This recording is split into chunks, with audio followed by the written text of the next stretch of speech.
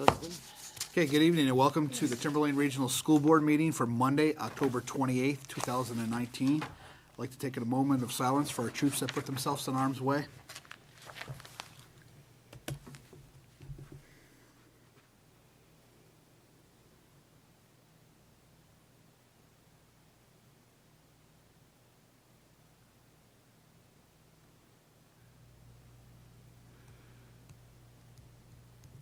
Okay, if we can stand for the Pledge of Allegiance, please. I pledge allegiance to the flag of the United States of America and to the republic for which it stands, one nation, under God, indivisible, with liberty and justice for all. Mrs. Belcher, if you could do the roll call vote, please. Brian Boyle. Here. Lee Doobie. Amy Farah. Sheila Lowe's. Here. Sarah Mockamer. Sean O'Neill. Here. Kristen Savage. Present. Sue Sherman. Jennifer Silva. Here. Seated at the board table this evening are the Superintendent of Schools, Dr. Earl Metzler, and Student Representative Kyle Duffy. Okay. Our first item of business is going to be the approval of the minutes for the October 3rd. There's 3 sets.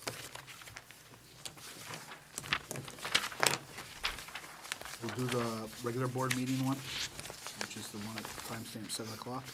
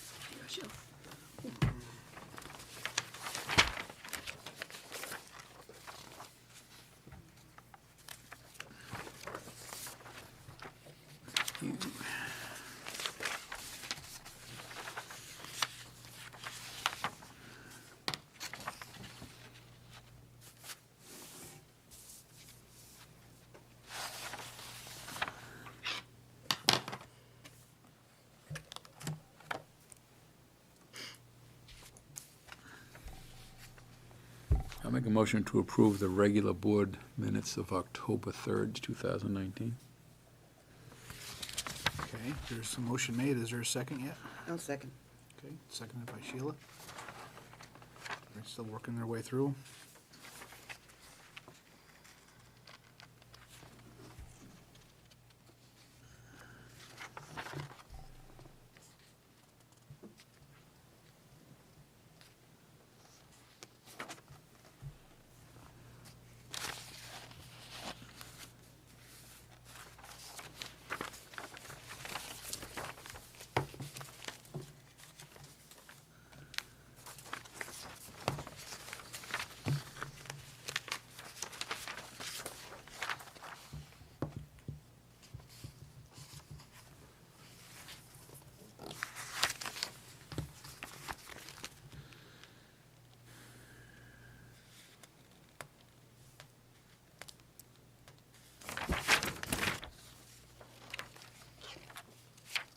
Okay, and I'm going to call the question. All those in favor?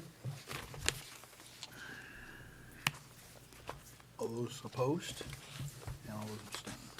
So we have 3, 2, 302. Got it. the motion passes. And now we'll do the ones that were just handed out, the non-public ones. You want to do the other one first? Non-public session 1, which is, Yes, public session 1. that's at the end of your other ones. No, they just handed that out, right? Yeah, they're sealed. Those are sealed. They're coming around. No, They're they're sealed, they're right attached. here.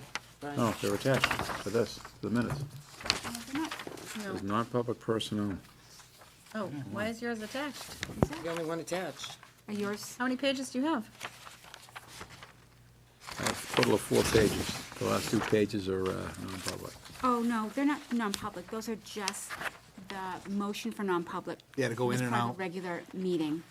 Okay. So you'll see that there's no dialogue associated with those sessions. Do you have the Yes. thing? Did it That's get why I to you? want to approve them real quick. could do that. We have a piece of paper. We just go. I saw that one, yeah. I thought That's that That's was what we're another one. talking about. Yeah.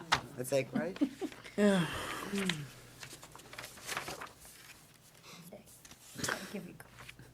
We'll give it to you, troublemaker.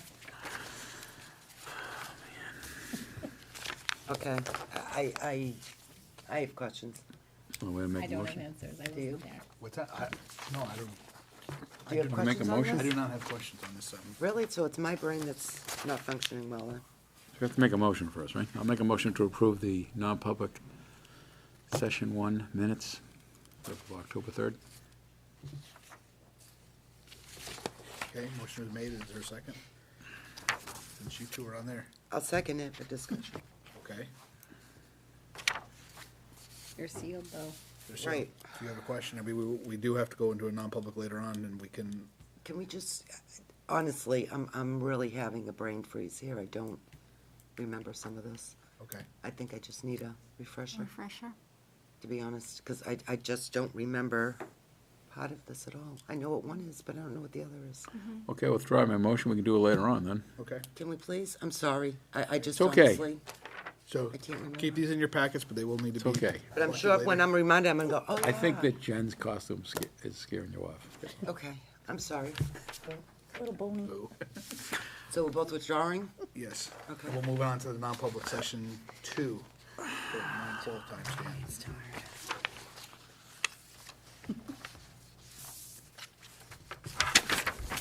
Okay. I don't have those. Yes, you do. Oh, yes, I Just do. hand it out to you. Oh, boy, exciting. We're just Monday knocked together. really Why not is your it, because day. it's Monday? I'll make a motion to accept the non-public session 2 meeting minutes. I'll second.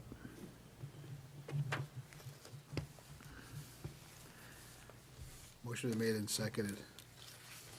I wanted, wait, let me finish this before I recall the question.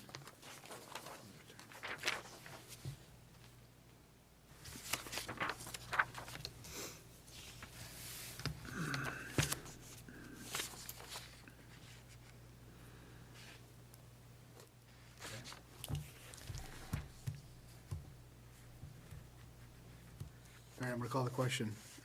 All those in favor? All those opposed? And those that abstain. So there's 302. These were not sealed, correct? They are not. They're not sealed. So we're still gonna hold on to the sealed ones The sealed until we ones go and back? then we're going to non-public. I actually had asked for, 3 non-publics, and I think it's good that this is going to be part of that, because I think it's a follow-up to this, too. I apologize. I honestly just can't remember a part of that. okay. I No, just, but it's appropriate, because it'll be a follow-up to this anyway. okay, that's good, because as soon as you say something, I'm gonna go, oh, yeah, Yeah, no- I guarantee it, but We'll right have now that. I can't. All right, we're all done with approval of minutes, or at least most of them, except for that one non-public, and we'll move on to our student representative. Mr. Duffy. Good evening, everyone. So I'm going to start off on Atkinson Academy tonight. Their students, along with the Girls on the Run program, they planted colorful mums around the school, and they raked and added bark mulch landscaping around the school to improve its appearance.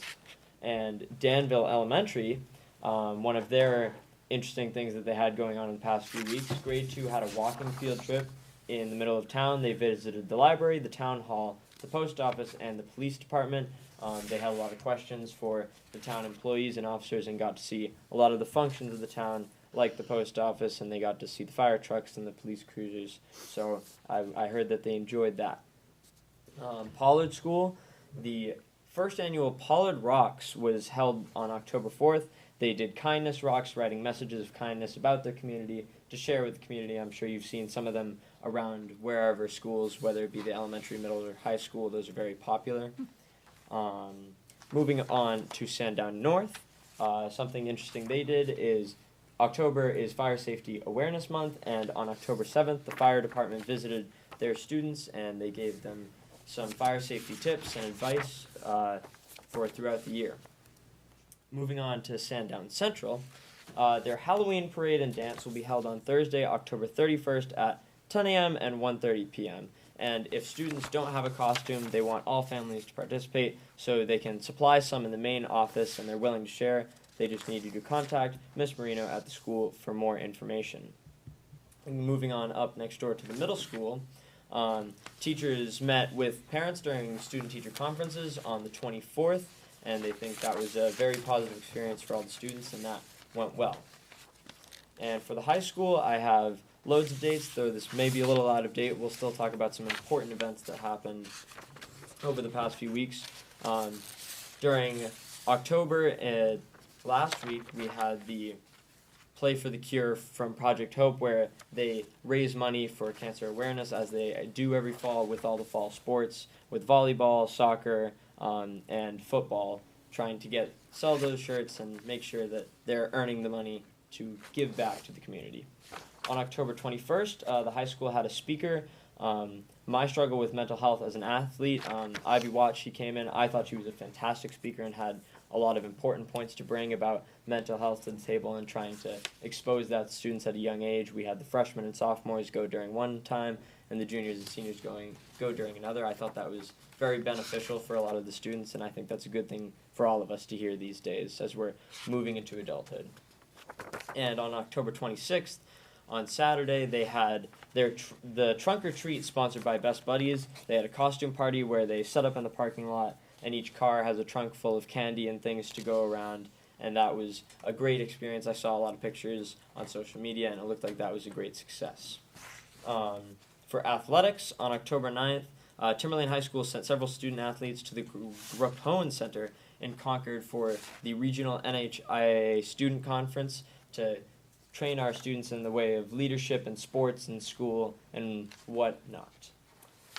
And my last thing for tonight is the performing arts. The 50th annual Dover Band Show was held on October 19th. The Timberlane Marching Band performed there along with 10 other bands during the showcase, and we were also joined by the University of Maine and the University of New Hampshire marching bands. So that's always an awesome experience. Everybody has a lot of fun, and we enjoy seeing all these other bands and these other school cultures come together to kind of celebrate that music at the end of the fall.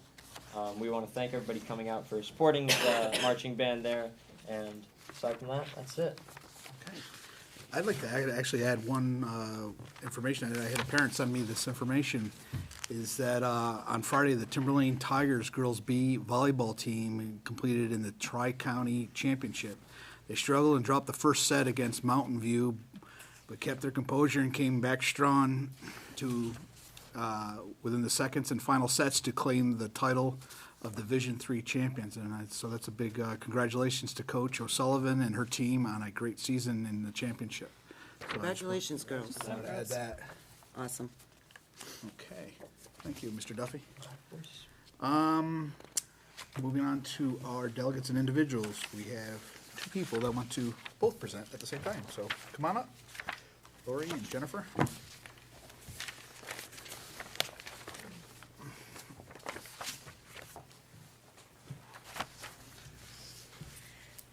Good evening. I am Laurie Hirschenroder, President of the Timberlane Support Staff Union. The TSSU negotiating team includes myself as well as Jennifer Raymond, TSSU Treasurer, who has joined me here tonight. Also on our team, unfortunately not able to join us this evening, is Tracy Matterson, our high school building representative, and Attorney Terry Donovan of AFT New Hampshire.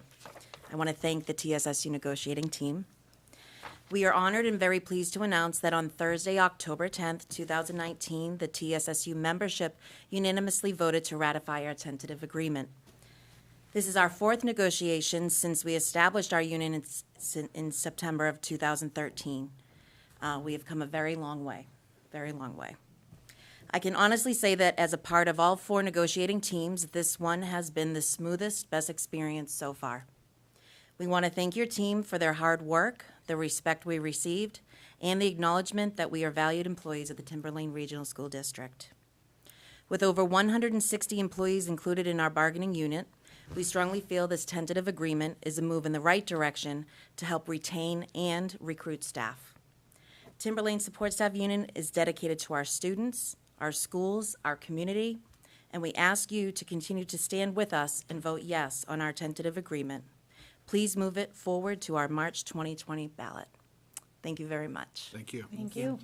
No, I will commend, I've echoed those sentiments from, at our last meeting. It was from Attorney Donovan that echo those same exact marks that you did, and it's a big, kudos to our team, Brian, Kim, and Sarah, that pushed forward the goals and what this board values in that agreement.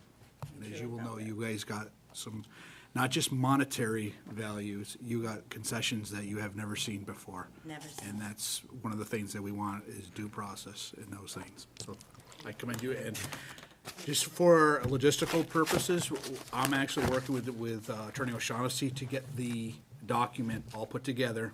That's the one that we're gonna be putting forward, which is the whole agreement.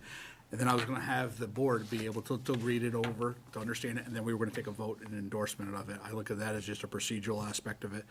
They all knew through the good negotiating process where we stood, so I don't see any problem with that, but I wanted it to have it in its final form so that we could present it to the public and to the board for ratification and moving it forward to the warrant, so. So I'm assuming it wouldn't be tonight? No, Not on not the- tonight. Okay. Not on the agenda. Just checking. See how late I can But I don't see a problem with it, it's just basically getting the document put together so that we could all read it, and then we'll have a vote on it. But be honest and quote me on this, in public forum, it's a procedural issue. Okay. All right, thank you very much. Thank you. Thank you. Thank you. Okay, we'll move on to our first order of business. NASDAQ enrollment projections. Yeah, in your packets, you have a pretty large packet. That's a typical NASDAQ enrollment projection. There's some comments on the, do they have this on the first page? Yep, they do. Yeah, so you have the comments that you can take a look at. And, our enrollment pretty much looks pretty flat. I mean, up or down, statistically insignificant, really, as far as budget and staffing goes. But you can take a look at that, and I don't know if you had any questions. This is just another. Do they give you in this, I mean, like a statewide? I mean, are we sort of following the same trend as the state? I don't have the statewide one, but based on conversations with my colleagues, I think enrollment is falling most places at a much greater rate than it is here. Okay. I can tell you from a national point of view that until 2026, there'll be a decline in high school graduates, and then we'll start to trend back upward slightly. There'll be ups and downs a little bit, but until that point, that's where you're considered to be. But, generally speaking, your high school age students they're dropping. There's a whole demographic shift in terms of the population, where you're now, and by 2025, going to have more people over 65 than you will under 25. So you're not going to, those baby boomers are making it go this way. Yep. Anybody have any questions, comments? John, Oh, sorry, Sheila. did we ever get the numbers for TLC and the amounts of Sandown? I don't have those yet, no. You don't have them yet? No. Okay, thank No, you. I think my understanding is that they were waiting for the state to finalize, because remember we said that we sent numbers to the state? Right. And then they finalized those, the beginning of year BOI. So my understanding is that we're waiting for that before they break those out. Okay. So, but it is on the to-do list. Haven't forgotten. I just was wondering if they came in yet, because I was just curious about the ratio and.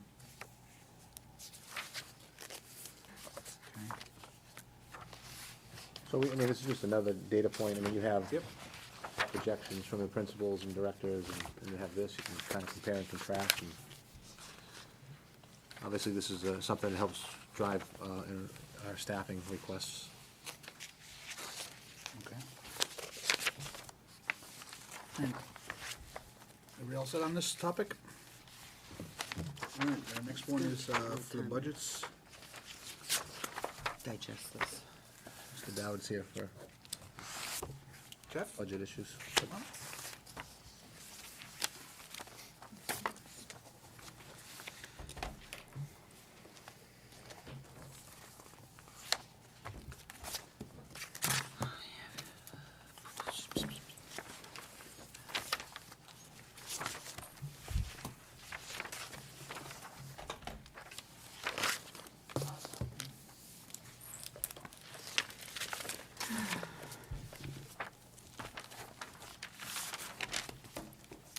Oh, good evening, Mr. Chairman, members of the board. Jeff. Should have a revised copy of the operating budget in front of you. That's on summary sheet. I'm not sure if it printed on legal size paper, but it's the one with quite a few columns on it. And I have actually some good news, which is really fun during the budget season. Our GMR came in much lower than we had expected it, at a minus 1.7%. So it's actually less, our health costs would be less than they are in the current year. Wow. Dental, that's what I said too. Don't say it too loud. Dental is up 3.9%, but in relative terms, that's a smaller share of the overall health cost. So I went ahead and reflected that in the operating budget, and you'll see that on the summary page, as of October 17th, 2019, draft 1 was showing $75,406,000. Draft 2 is showing $74,317,000 after a reduction of about $1,095,000 on group insurance. Well, I did catch one thing on this, Sure. and I kind of had a little chuckle actually about it. And of course, you know I'm not going to be able to find it right now, right? It's under the school board stipend line. So it's a 2319, No, it's too far down, that's why. page 10-ish.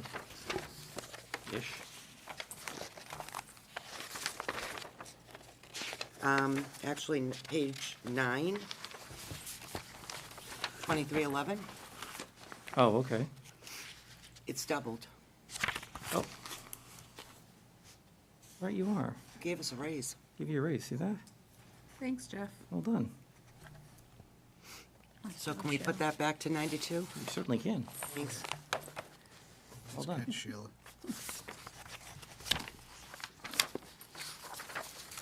It caught my eye. I was like, oh, it's the same all the way across. And I went, oh, wait a minute. At least you didn't spend the money.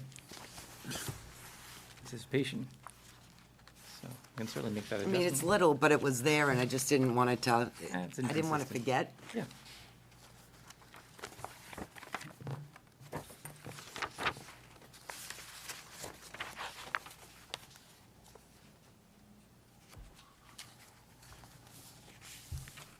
So is there any other staffing that have been added to this, that it's anticipation for next year? For next budget cycle? I don't believe so. No, there aren't any new positions added. Okay. Didn't we have 3.5 positions that are not filled and not being advertised for? The last I spoke to Sandy, it was, not to get into counting the jelly beans, it was 3.6, I believe. But I think, have several of those been I thought hired? it was 5.5, and half you would need. I would need to know from Sandy exactly what the number is right now. She had, it's definitely, it was 3.6 or lower, but I don't know if there was a position or two that were hired since the last time we talked about this. So Yeah, I believe, I can get that out to you first thing tomorrow. Okay.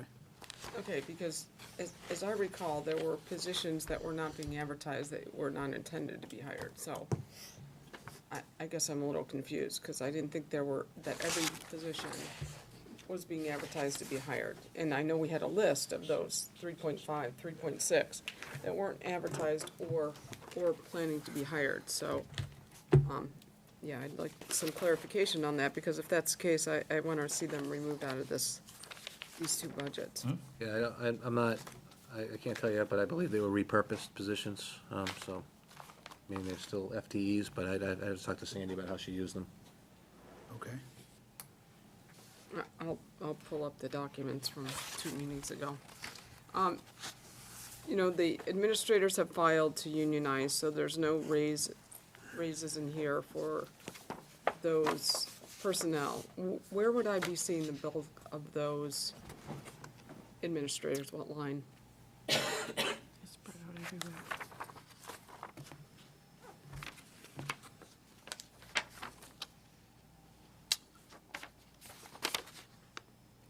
Well, if you look under the 111 object code, so if you look at the fund, which is 100, function, which is 1,200, then you see the next three numbers of the object code, 111 would be for your administrators.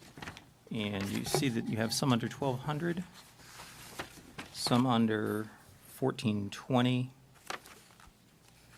which is on page So, 3. under 1,200, those are special ed administrators. Correct, yep, Okay, yep. and then, so it looks like there's probably 3 maybe, based on that number. 1,420, It looks like 1 For under athletics, yeah. athletics. yep. And So, let's just take that one, because I think that's, it's going from 113,300 up to 114,000. So that's an increase of 700. Why would that be? correct, that could be on a stipend or anything else. Let me check and get the exact detail for you. 21, 22, Kim. Hmm? 21, 22. Another one.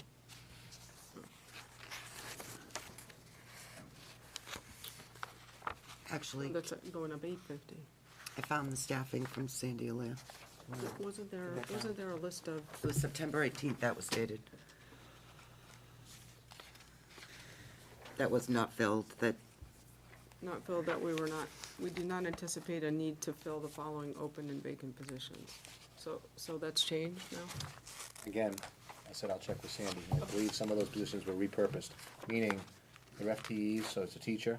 So if you needed a fourth grade teacher, it could have been a high school position that was repurposed to an elementary school. Now, I realize that's not the exact example, that's just one of the examples. I understand. So But whatever she had holes in that she had to fill. So I don't know exactly what the number is. but with that other thing, I couldn't remember the 5.5. So in that case, there is no increase for next year. That is a distribution of that merit pool in the current year on the 1420, 111. It will probably be the same on the 20, Wait, no, don't go further, because Okay. you just lost me. Yep. So it's a redistribution of the merit pool. Yeah, not in the current year. This is from not going into next year. That's where the employee, the administrator is in the current year. So when we roll it forward, that's where we're rolling it forward at. Sorry, Why are we rolling it forward? I don't, but, so this is, the salary is 113,300, and we're adding a $700 increase in the merit this year, which is moving into the following year? Correct, which is rolling into the next year, correct? So administrators have merit pool. To some degree, yeah. I mean, there's an overall increase in last year's budget. I don't think we can do that right now, whether the contractor, why the, No, this was effective 7/1. Which would be the 1920 So, budget, right? Correct. Okay. so there's a merit pool for administrators. Well, it's not really, I don't know if I'd call it a merit pool necessarily, but the distribution of their final salaries may not be exactly what the budget shows. It's within all those administrators' salary increases are within the budget.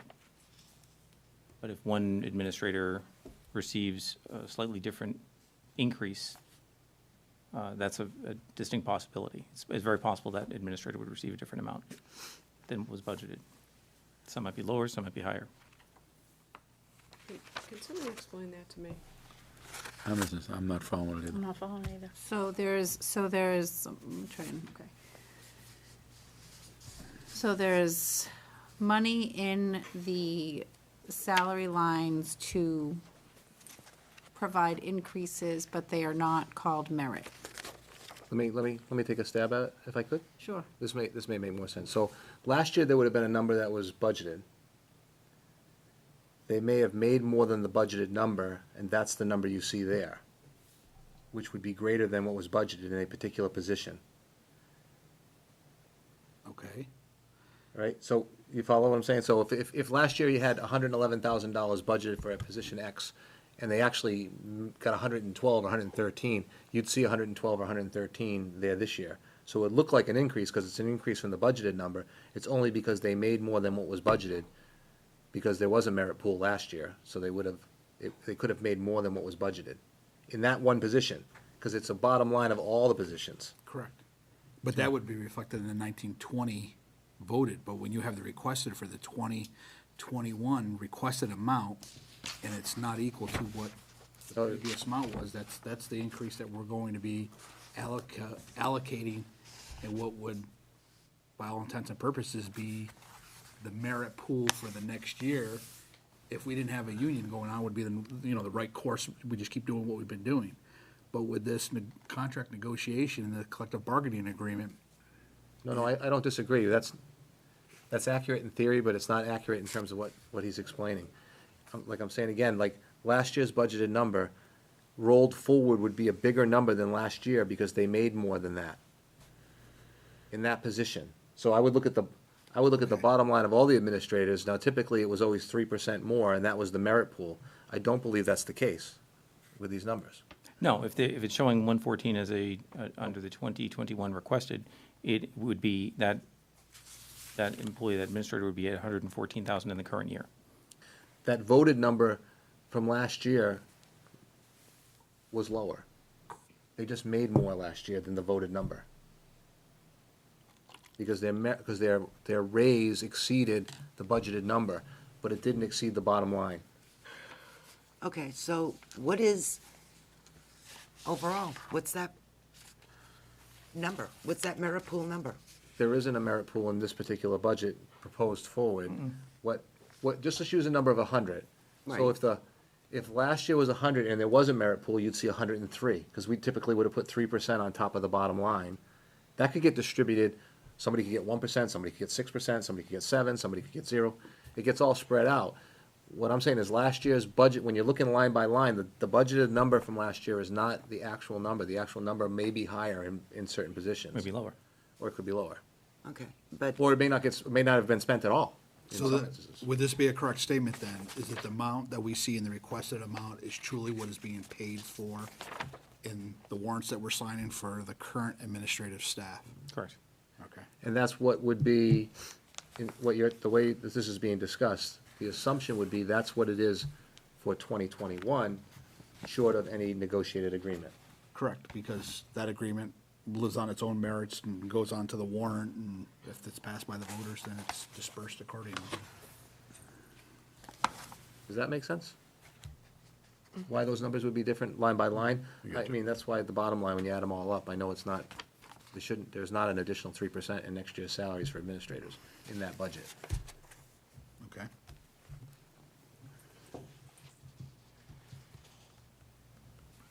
Jen?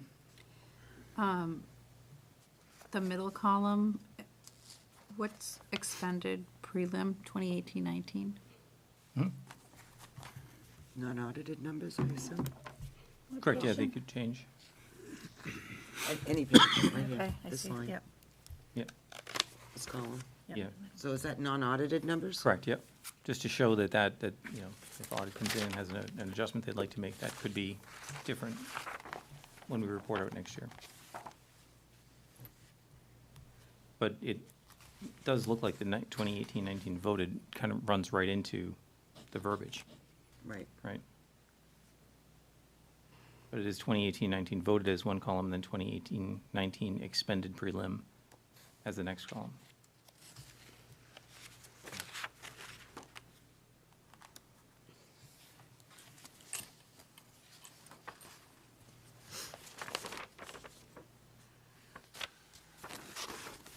So moving on, I think, Kim, to what you were inquiring about, I believe someone had mentioned 21-22 guidance. It's on page 5. 111 there. Similar Yeah, situation. I now understand that, so, and maybe, I know Brian and I are meeting again on the union thing on Wednesday.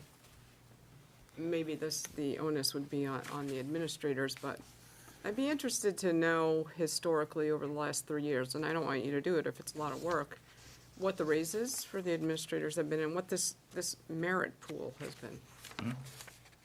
Do you have that? Is that a hard thing to get? We'll put it together. It would take a bit of time to do. Hours, Would- days? Hours, several hours, yeah. Well, then that would, you don't need to do it. I think that would be something they should be showing to us then. I can do, I think, a pretty good job with that quickly.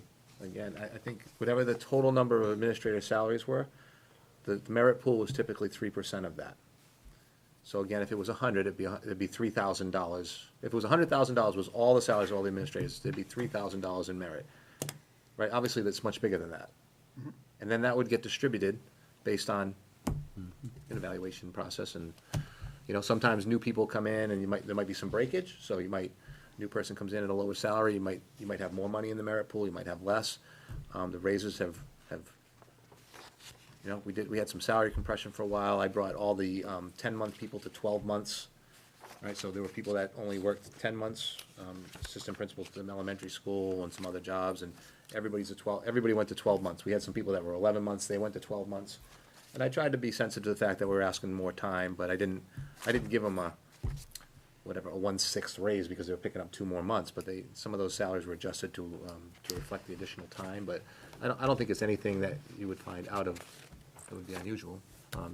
Say the range was somewhere, I'd say the average was right around that 3%, because we never overspent the line.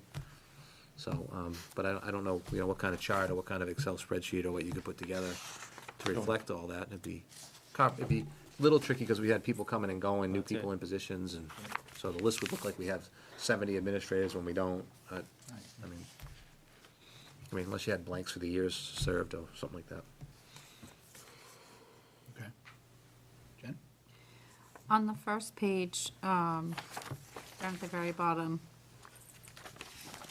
I feel like this came up last year too, and maybe it's the same thing, but can you explain the replacement equipment and replacement computer network? Like that requested is a lot higher than last year's voted.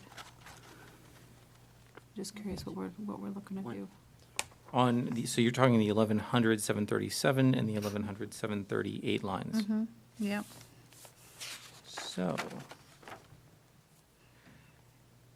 actually, if you wanted to look at the 734, 737, and 738 lines, the 734 is showing 56,985 this year, and that is down from 120 last year. What we're finding is that as we're getting into the cycle of particularly the Chromebooks and the deployment that we have right now, we're shifting some of those from new equipment to replacement equipment.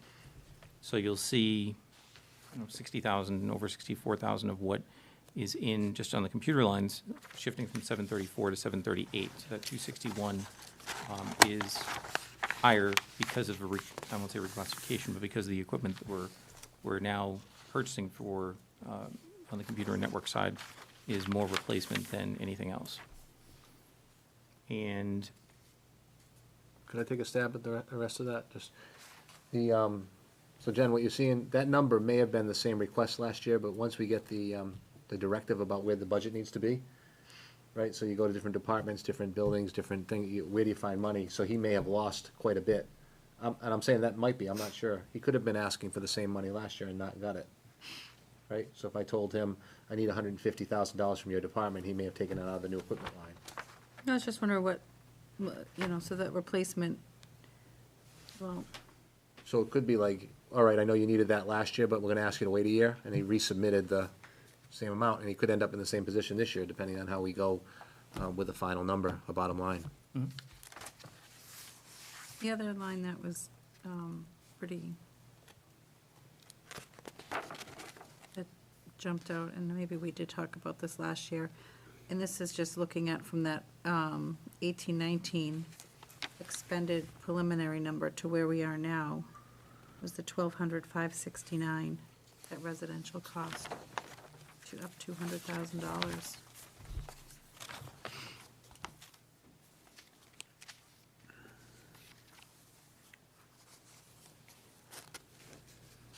So So in 516, so in 1 year, we just had that many more outplacements?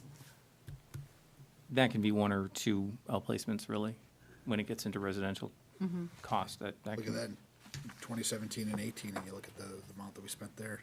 So it's, And you know how that works. Sometimes they graduate or they move Yeah. out and you get it's savings, and sometimes you move in and then you're obligated. So it really is a very, Yep. it's a line that has a high sensitivity, I would say, to fluctuation. If we have a need, it's typically a lot. No, it's just one that, yeah, just jumped out. And we could be in a due process situation where the director feels like we're in a place where 1 may be coming or 2 may be coming. We're at that place where the recommendation is you better put a number in to hold this spot, because it looks like that's the way this I case mean, it looks may like the same numbers last year, I mean, so this year and last year, it's pretty similar. the total's gone on up roughly about 500K It's not in those lines. for the whole Other professional 1200 code, services, the special education. other professional services. 330.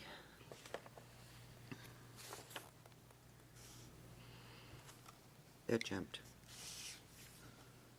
tremendously. Are we looking to add another specialist or something? I guess I do have a question on this, though. Where is the rest these days? Are they providing us any services? Are they not providing us any services? Because the last time we heard, we didn't know what they were doing. Yeah, they're still in the same position they were last year. Okay. They've sold the building, as I shared. Right. They're very lean. I think they've been operating more efficiently. Jeff, correct me if I'm wrong, I think they've been paying people on time, which was an issue. 45, 60 days late, they've done a better job, so. We're still getting a bulk, but, I know Susan has looked out elsewhere for some services, so, but I think we're still getting quite a bit of service from that organization. We are, correct? yeah. Okay. Yeah, and the specialists. I was just curious because we hadn't heard anything since that last conversation.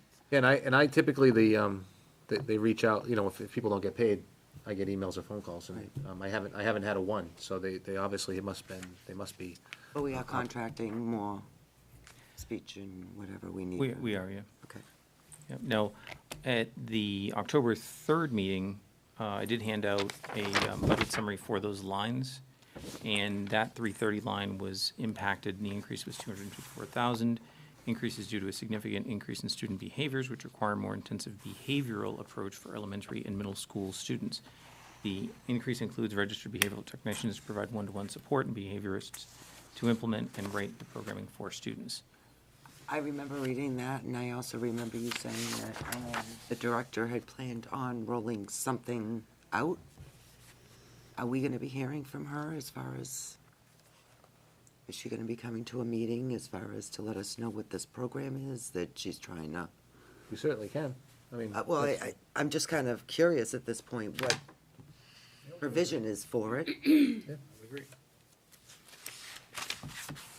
Put on the agenda. Thank you. What would you like, what are we gonna call it, just for Kathy's purposes? Visit from Sue? Well, it's the special ed program proposal, right? Correct. That's kind of What you- she, because there was something, if I remember that. recall, Right, something she wanted to do in-house versus exactly, sending she out. wanted to, She was investigating that and putting together a proposal. right. So why don't we, an update from us some student, time? special ed student services, the PPS department, right, so. And she can do that, she may have several other updates too that you may be interested in. Right. Yeah, and I'm Susan was very very- curious to see, to hear about, You have a time frame, Mr. Chair? How soon can you get it on the agenda? It's basically work it in. We got quite a bit on November 7th, yes. I think. thinking January. We get through most of the budget. Let's take a look, I gotta talk to her and Yeah. see what it means. No, I mean, what- that's, it's put on the agenda. I mean, we don't have to decide what day it is. I'm just tonight, wondering but- if we're going to be budgeting for it, I'd like to know what the idea is. What are we moving forward to? Has she presented at budget committee yet, or no? No, No, okay. no, I believe she's not on until probably the second meeting in November. And this is probably something I would imagine would be part of her Presentation. presentation, so she could do it, and then come here with an update about where we are in the process. Did you say the second week in November? The second meeting in November. Okay. I just want to write it down because maybe I can watch it. It's a fairly innovative program, and Susan would be more than happy to talk about it. I think the details, the details for the budget committee be very different than the presentation to the school board. I think That's true. it's more of a practical piece about sharing the details here. Okay. Yeah, and her budget, the student services and special ed budget, is one that just has such a high sensitivity that typically it's much better to get a perspective later on in the budgeting process to really get a clean update as to where we are, what the status is of our current student population, what the needs are, as far into the budget process as we can get. So that's why Susan typically presents a little bit later, because we really have a much better idea as to what that picture is gonna look like at that time. Can I ask a question on this year's budget? Did we get the grant for the second half of the bullying program? Georgie boy? that? I mean, where? I believe that was in. That was last year. No, it's 2 years that this is the second year, so Mhm. there was supposed to be another grant that was supposed to come in to cover the second half of that. The total payment was 130. 2 years. 2 years, 65. We received the grant last year, and you were pretty sure we were gonna get it this year. Just wondering if. I believe that was covered, so I will check in with Susan on that, because she had a couple different ways that she was going to approach that, to get funding on that. But I Oh, believe, okay, because I thought it was, the gentleman in Atkinson. It's Georgie boy. It's, Georgie boy, It is, yeah. yep, so, okay. I'll let you know. I'm just curious if that actually came in to offset what we put in the budget for that. That's the anticipated revenue, correct? Correct. Yeah. That's the interesting about the grants. You know, we, like, maybe it was last year, or it was the year before, I don't know, you had a big article, all this unspent grant money, and it's tricky. You write the grants, and then if somehow you have to make some sort of change within the grant, you can't, and you lose the money. They've made it hard to access. There's a lot of hoops to jump through. I'm not sure how the Georgie Boy grant worked and which one of the grants it was in, but Yeah. I was under the same impression that Ms. Lowe's was, in the sense that we had it covered the program, kind of. In two separate parts, 65 and 65 is what I thought, but I just checking on it just to see if that Yep. expenditure was covered through the grant, because that's extra money for us, right? If we need it. It's a nice pickup. Jen? The 4,600 line, do we have, construction services? The last page, sorry. First line of the last page. Do we already have, plans in mind for that, or is that put in there as part of the discussion we had for putting the money into the budget so that we could do some projects? Exactly, that's exactly what that was, and I would draw your attention as well to page 16, which is really the previous page, but it's just the next line up at 4,200. So 4,200 is site improvement, 4,600 is building improvement. In between the two, we've distributed $2 million, which reflects the net increase, essentially, of the impact of the reduction of the bond. So between the two, as we get closer to identifying what that plan specifically is going to be for next year, some of it may fall under 4,600, some of it may fall under 4,200 under sites, but I expect that the amounts would be approximately the same, but the way that they're distributed between the accounts would better reflect the project scope and accounting as those projects are identified. If I may, we've been pulling together a facilities committee. Obviously, Brian's on it, Sue's on it. We have a person that's running the facilities department, Gary Paradise, Jeff, and myself, and I think that was part of what we're gonna put together, is that 5-year plan, Okay. staying with that number. Brian, correct? That's correct. Yeah.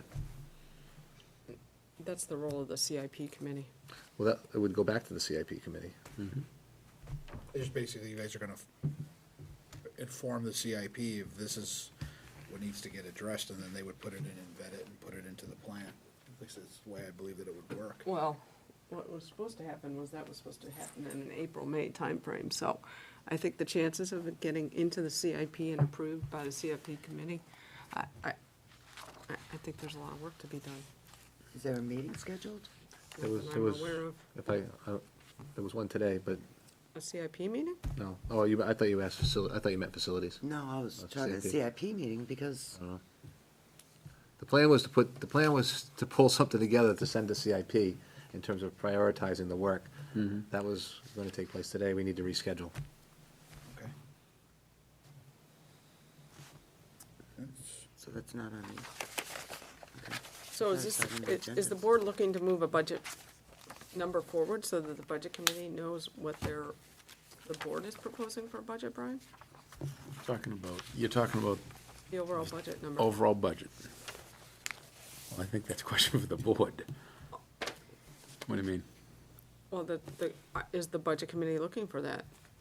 They have the They're budget. doing their own thing. I mean, and Yes. they're, by statute, they Well- come up with their own budget. I mean, we By do, statute, the board is supposed to propose a budget to the budget committee.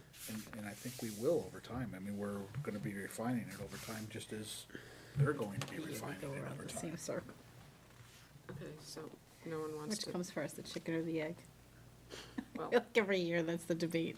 well, No, Kristen, correct me if I'm wrong. I is it- figure about or- 3 more meetings after Jeff keeps on taking $1 million out each one, Okay. we'll probably be right A there. couple meetings. Okay, sounds good. That sounds like a good plan to me. So we're just gonna put this on the agenda next time and hope it comes down another million. We're gonna refine it, everybody Right. look at their I mean, their questions that they have, as we keep on discussing it, we're gonna find different areas, I mean, $1,920 out of the school board's, salary, I mean, every little bit's gonna help. $9,200. Good job, Sheila. Oh, $9,000. I think. I know, sorry, guys, I just took away your raise. I do have a question on the default, though. So do I. Okay. Can we move Where on were to we the moving on? default? I don't know, are we? Unless That's, other people. Are we have all done with the operating budget? All right, you wanna we'll move on to the, All done for tonight. yeah. So Jeff, we look forward to another million off next meeting. You want this on the 7th? Good news to show up Want in the this to mail. be a standing like PGMR item did. until such time it's not? yes, okay, so basically, the time needed is gonna be reduced, Yeah, you just- know, yeah, so just- start out like an hour the first one, and probably after a couple of times, we'll, half an hour, I think is reasonable, and probably I cut it missed to that 15 first meeting, minutes. so I feel like I'm a little behind. Yeah. I'm sorry, Jeff? Yes. So you also have a copy of the default budget along with, I think you had asked for some updates on the specific line items, so I've provided a little more detail on what those line items are. As I was going through and really reviewing and going through with a fine tooth comb because I think the issue last time was really what the new equipment was. And when I went through and looked, I was able to further reduce some of those things in new equipment that really are unlikely to be purchased again. So the impacted lines were 1,100, 733, which is down 65,000. 2122, which is on page 4, $120. 2143, $800. 2152, $8,330.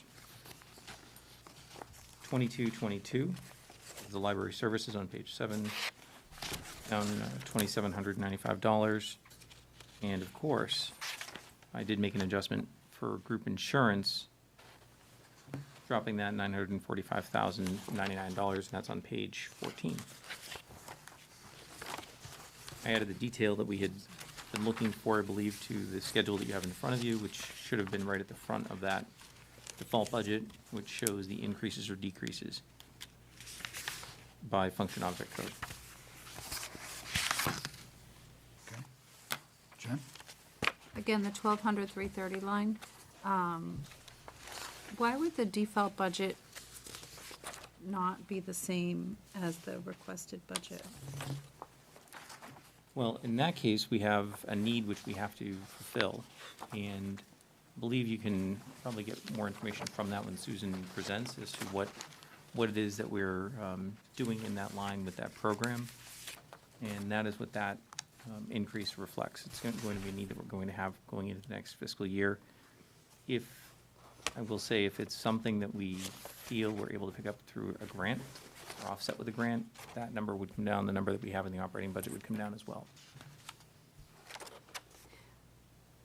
don't know that answered my question. So, that line, though, those are services that we need to provide We to need to provide. students. Mhm. So why wouldn't that match in both budgets? Meaning, why wouldn't it be 446 into the next year? No, why No, wouldn't it be why wouldn't the 701? default match the Oh. the requested? I see. Just like we have the residential costs match 242, 200. I'm just thinking if those are services we have to provide. I think 1701, right? Yeah, And the other is 696, 900. I included what, would be 5,000 off, 6,000 off between the two. I can make them match. I mean, I'm not looking to, if there's a reason why they don't match, that's fine. I'm just wondering what, I incremented what I think the additional costs are going to be without, necessarily the increases, but for in the default, where the projected increases are there in the operating. Same level of services, but, if we have anything that is optional in there, and I can take a look deeper into the account and see if there's anything in particular. Kim? That may have been optional.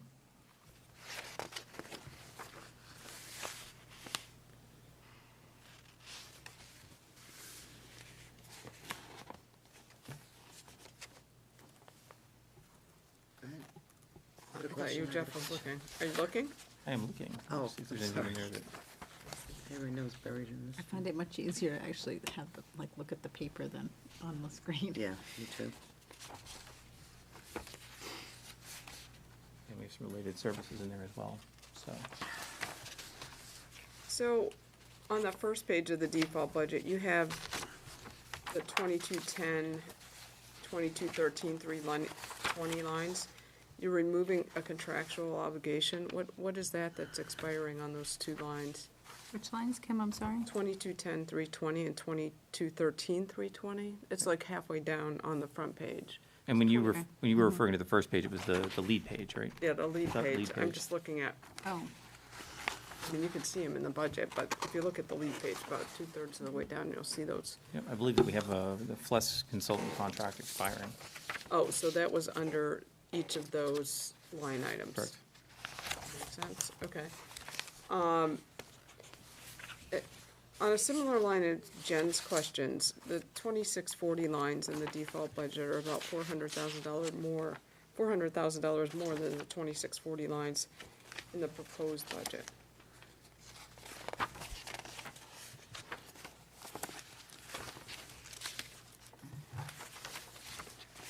$2640.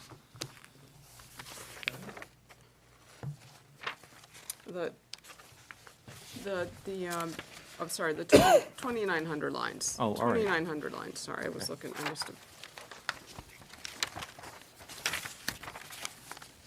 So, These are insurance, FICA, oh, thank you, sorry. they're like the second to the last page on the budgets. that's likely all in the group insurance line, if I'm not mistaken.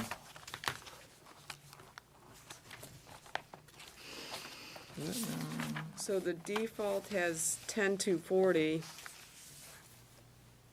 whereas you already know the GMR, and so you've got 10,090 in the proposed budget. Correct, exactly. So what I've done there is, what's appropriated has been appropriated. It really is up to this board, if you would like those numbers to match. If you want me to bring that down, I would leave that to the board to do. 10,090,000 would be the estimate going into next year. And I said, you know what, let me leave it where it is, have the discussion with the board, and if you want that number to match as a contractual obligation, perhaps. I mean, in the Happy to do same that. spirit of if we know that it was gonna go up 1.7%, we would honor that in both of that. We know that it's decreasing. Those numbers should be reflected in the same one, is my opinion, and it's the same that we do in both the town. Yeah, let me know if Well. that's a consensus of the board, I'm more than happy to do that. I just want to really put it on your side to let me know. Is everybody in agreement? I think that's reasonable. On those 2,900 lines. Correct. What about the FICA? Because we have, all the lines you're Oh, talking. that's the group of lines. Group of the lines, That okay. group of lines would I come down understand to what what you're what it is on the proposed budget. I agree. Okay, so that was one question. Although, which one is this, sorry, I'm looking at. Default. So why is the default retirement higher? Well, that's what we're saying, is we're gonna adjust that whole group of 6, 7 lines to bring it Reflect to the requested. to reflect the requested budget. So that, when you look at the support services other 2,900 on the default, it says 18,817. We're gonna bring that down to 18,489, which is what the proposed budget is.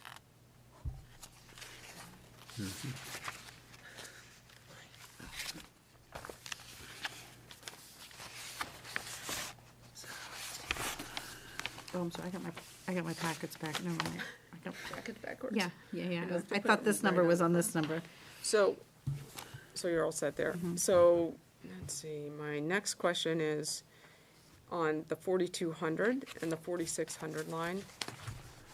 You're saying that the rationale for not changing that line is there's no prior year, the prior year was not based on a one-time expenditure.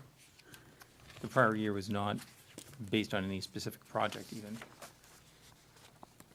It was an amount that was in the budget as, So my concern is, if this board has to go defend the default budget, how are we gonna justify $500,000 between those two lines when we can't say what it was in there for? we can't say that it wasn't for one-time expenditure. It wasn't specifically budgeted for a one-time expenditure. And that typically is what we would have, it's just part of a normal maintenance program anyway. So that's up to the board, whichever way you'd like to go on that. I leave it because I can't identify it as a one-time expenditure.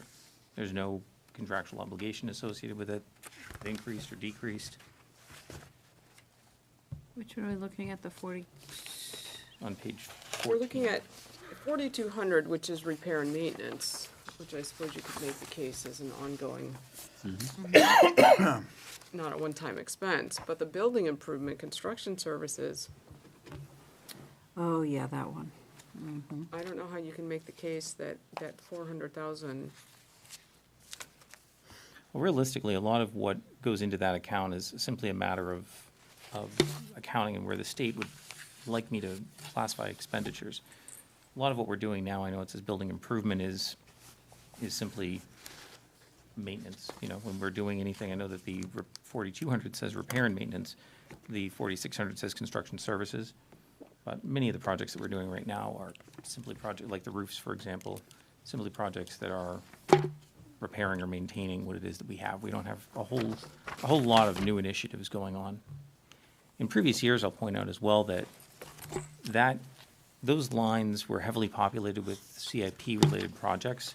So we would have, let's say, $1 million approved by the CIP or $2 million approved by the CIP. That would go to the budget committee. The budget committee would say, hey, you know what, there's 500,000 in projects, and we would go in and specifically articulate, this is for this replacement, or that's for that work, or that's for that project. And last year we didn't do that at all. In fact, the CIP last year, I think what was approved was $1 million, and I think what was budgeted was 500,000. So I think it was approved by this board and by the budget committee was essentially more than what we had. I mean, more than, you know, so we definitely didn't have a specific project that was identified with. I'm not sure that $400,000 should stay in there. I'm not either. I certainly could not defend that if I have to go back to court again this year.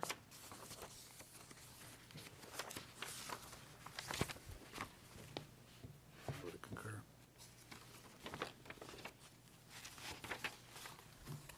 Why is it there? Why isn't it up above? Because when the default budget was put together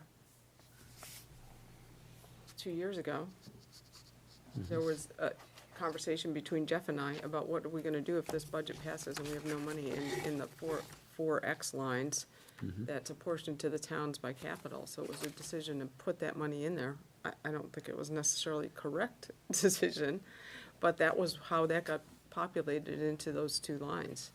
It was kind of a safety should that budget pass, which it did.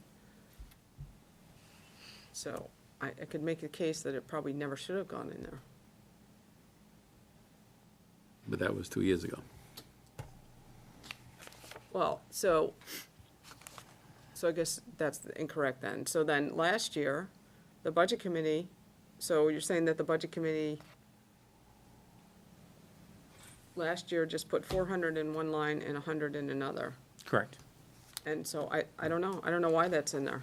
I can't, So for this year's default, why wouldn't you just put that in repair and maintenance? because if you move 400 out of one line and put it into the other, you have to provide a justification. I think we just heard it. We've been spending maintenance for this kind of money. You can't do that on a default. You should go to court with that, and that's not gonna work. You can't move it into another line and say, Well, right now, it hasn't moved anywhere. Right now, he's preparing a default budget right now. right. So I'm this just is- saying This what- is for this year's default budget, not 2 years ago. Okay, so I stand corrected. So I was thinking 2 years ago. But last year in the budget, they put 400,000 into that line. How can you justify putting it back in there? How was it not a one-time expense? Well, it's showing last year's, just his 2020 voter amount is 931. No, that includes the PAC. 531,000 went in, goes into that line once the warrant was approved to expend it from the capital reserve Oh, fund. Isn't that right, Jeff? That's correct, yeah. So that was removed. That's So why. there was 400 voted into that There was line. 400 voted in, and the If it other was 400 531. voted in, then you're level funding that. So then you are. I mean, I think. So what do we Brian's spend right that on 400 on? But by definition, this is a capital line. Oh. It's expensed as a capital expense. Isn't that where the roofs came out of this year? It is. Says we did. We spent that, but that would not be categorized as a capital expense. Those roofs are maintenance items. And would That's be what paid we for got, in the operating budget. got that email from Campo that said you could call that, generate it as maintenance. Yeah, the nature of a capital treatment in the budget is much more of a function of really accounting and how it qualifies. Is it have a useful life of greater than 1 year? Whether it's, is over a certain threshold. That's not really, when you talk capital expenditure, you'd be talking about a connector between the high school and the PAC, right? Like that's a capital project, or Yeah. a field house, that's a And capital you're project. adding new value to the campus at that point. Correct, yeah. By replacing the roofs on the various buildings that we have in the district, that's just maintaining what of the value that you have. In fact, if you don't address it, you're actually decreasing the value. Are you enough. gonna come to court and defend this for us, Jeff? Either way, I think that's where it belongs. I think, I'm really dubious to believe that any judge in the world would say, you're a school district and you have, quite a few buildings, quite a few students using those buildings. Those buildings need to be operating efficiently and well and safely, to say that you can't have that funding in that line. I'll tell you, last year alone, roofs alone, we had 400,000 budgeted. It was the Yeah, but that would go to the maintenance aspect, and I Correct. often look at it, as I said, if I'm looking at it and I'm arguing this to a person in a black robe, the funds that are used in the default are not meant to increase the value of the campus by putting a PAC connector. an extension on a building so that we have a walkway. That's adding value. That I could never even begin to Yeah. say that to a person in a black robe, because it's ridiculous on its premise. But if you're taking it and you're making the same premise, that's saying that you're looking to take this money and to replace them in the various building maintenances for the roofs so that they don't leak, that is a viable. And they're two different categorizations. Would it be fair to say that some maintenance requires construction services? Yeah. Correct. Well, I think for me, the question is, so that money was used for the roofs? Do- Correct. Do we plan on, do we have more roofs that we're looking to do? Where are we in the cycle of that? Well, we do have some roofs, whether it's a roof or a boiler replacement Right. or, Right. Good help. Maintenance your overall facilities. I'm so confused. Got $100 million of buildings. Should be able to justify $400,000 of maintenance. but I will say this, that in the CIP that was recommended by the CIP committee, the total for facilities, fixtures, grounds was 1.65 million. The amount recommended by the school board was 934,000, so that's just facilities, fixtures, grounds. And the amount that was approved was 400,000. In the budget, we did have 135 for for middle school replacement, 125 for Atkinson, and I believe 140,000 relating to Sandown. So you're talking plus You just 85,000. said replacement. Replacement. Yep. So out of the That's 900. not construction services. It's not, but when you look at so if you look at the first four digits, one is 4,200, which is site improvement, the other is 4,600. And then you look at the next three, that's 430. The object code is 430, which is a repair and maintenance. 4,600 is coupled with the 450 construction services line. So ultimately, whether it's a building improvement or a site improvement, it's a building improvement, it goes into that line. I'd actually given some consideration to perhaps expanding that 4,600 and couple it with a 430 repair and maintenance line, because I think that you do run into that situation where you have something that might be repair and maintenance, but by its very nature involves a building, and therefore it's a 4,600 line item expenditure. I just want to point out, I appreciate all that you're putting into trying and explain this, and I don't think anybody on this board is trying to, like, nitpick you or go back and forth, but you understand I get it. why Been we're, here, done this. yeah, I don't want, I'm not going to do this again. Like, I don't mean that directed at you at all. I get it. It's the way the accounts are set up, and if it's a building service, whether it's, whatever it is, it's If you going to. feel comfortable with that and you feel like you can come forward and defend that if we need you to, then that would be greatly appreciated. I feel comfortable with it, and I will support that by the fact that when we do look at the CIP plan, even though it wasn't specifically budgeted as a line item in the budget itself, we have 485,000 in roofs and paving that were done, 400,000 in roofs alone. So when we look at what was in the budget line, where it was spent, I can understand how we can justify that for last year, but back to Jen's point, if this default budget goes to court, are you going to court on this default budget? That you prepared it? That would be provided we don't change anything. We change anything, you're on your own.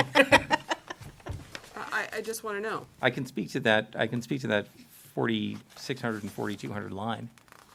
Certainly. So you on would that. defend those lines? If we were to put the 400,000 in, or 100,000 in, I'm Because comfortable with what's there. I could certainly see a challenge to that. Yeah, I think that's fair. I think, again, I would have more of an issue with it if we had all new, forget about where we spent the money, if we had all new work budgeted, or if we had all new work in the CIP, for a recreation area or classroom furniture or additional parking lot lighting, not parking lot lighting replacement. But the things that we had in there that we spent the money on, 400,000, we've got that in there easily. So, under the budgeting, you could take that 4,600 and do a subcode of 430? I'm surprised that we don't do that, because I think it would make a little more sense when you look at that line, to show that it's not It's a just, 430 code. it's a repair and maintenance. Oh, it's the one right above it. Well, it's a function code beneath that. Correct, yeah, the function code is the 4,200 or the 4,600, the object code is the 430 or the 450. It would be a lot clearer if there was an object code of 430, because when you see construction services, that, I don't know, it is almost an implication that it's a new New work. new work, as opposed to seeing it under 430, even though it's under building improvement, it's a repair and maintenance. Yeah, and I think that in the past, when we've looked at this line, I don't think we've scrutinized it quite as much.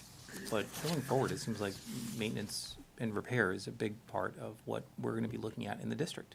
Well, the other thing is you didn't have to prepare a line item default before, and you didn't have to be subject to the scrutiny of the courts on your default budget, so. Fair enough, that, I think that's part of the reason we have to make sure that we look at that line a little closer. so now the issue becomes, if I created that line this year, from a No, no. technical perspective, we're not budgeted. I'm not saying to do it Okay. now. I'm just saying maybe for the next iteration that it's done, because then it will make it clearer to other people. Sheila? Getting back to matching, what was, sorry, I'm on a whole different thing here now. Where we took the FICA lines and all that, we matched to what was asked for In the proposed in the budget. proposed budget. Special education transport, 2722, 519.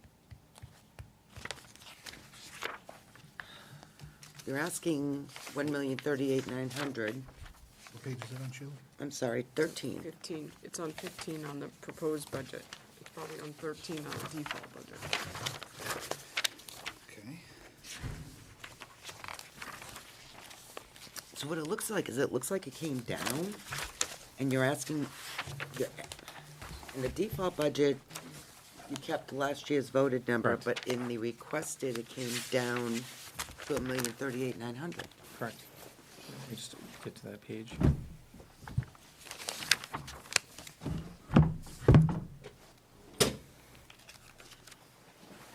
And I'm not going to take liberties without discussion on these matters by the board, which we're having that discussion now, and that's helpful and productive.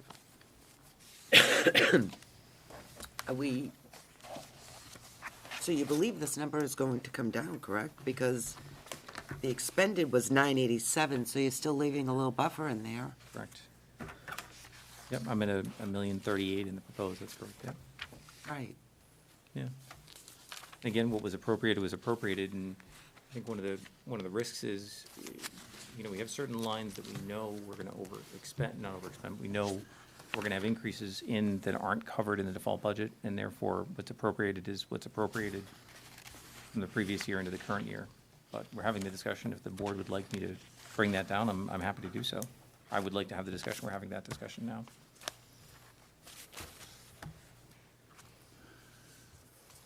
Because the way I look at this is that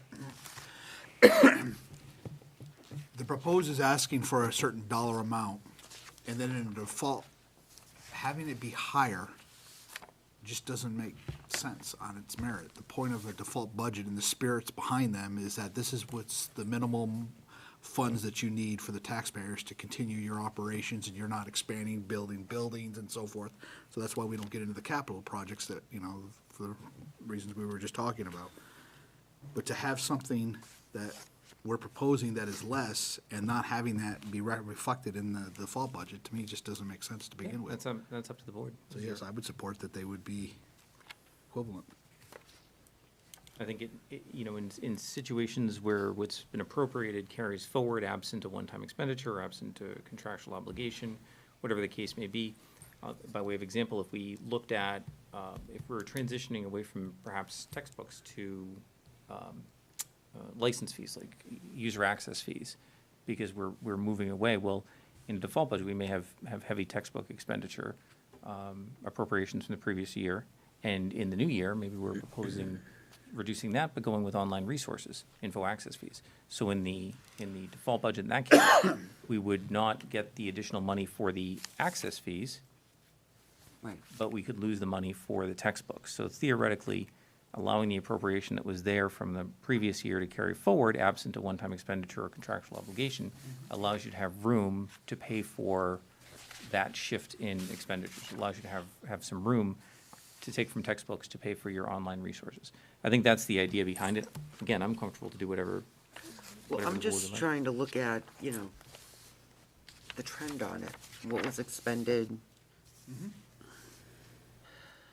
what's reasonable, what's rational, just, this is the board's budget. Well, and again, on another transportation line, you've got the 27-21-519 line, where your requested budget is 2.262, up from 2.188. I would think in the default budget, you need to bring that up, because that's a contractual increase. Why didn't you? It is, and typically when you look at the function as a whole, you're not, really, these get reported at the 2,700 line. So you have some that might be up, some that might be a little bit down. As long as we're overall okay within that function, it's okay. I could make the switch to do it, but that goes to what I was referring to earlier. If you have an increase in one line, you have a decrease in another, you're allowed to carry to cover for the other line. But I think that goes with your comment before. It's the line-by-line questioning that we get now, Yeah, as opposed to where before you could just do the bottom line. right. So I think you have to do it to make that adjustment. I mean, if that's contractual and we have to show that, we have to show that why that one's up. Yeah, I'm more than happy to do So- that. I think interestingly enough, on the form itself, I think it only gets reported at 2,700 line, that there is a requirement to provide a line item. Right, the default detail, as and well- that's, yeah, it's as the well. But in the detail courts, that's, it's the line by line, so we I need would to think make we sure should that- reflect it. Which one are we looking Yeah. at? The We're looking five- at the 27-21-5, well, we're looking at transportation in general. I 2723. think Is that the one, 2723? No, No, 2,700 in total, 20, each line. we're looking at all the 27, yeah. I think each of those that proposed in the default should be the same if it's contractually obligated number. right. Well, except for athletics. Well, athletics, Because Athletics there's went some, over, right? I don't know, they athletics didn't. is 97,245 and 97,095, I would just make them the same. It's gonna be a lot cleaner in terms of defending it.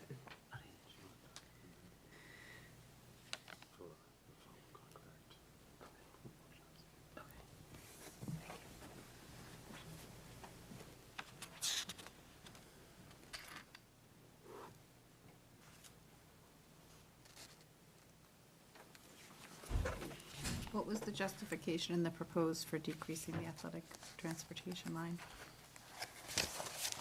Based on projected need and trend, if you look at the trend. So I don't know that that should go down there, because it's gonna be the same as what it was the year before, because that's not a contractual one. Oh, okay, well, that makes sense.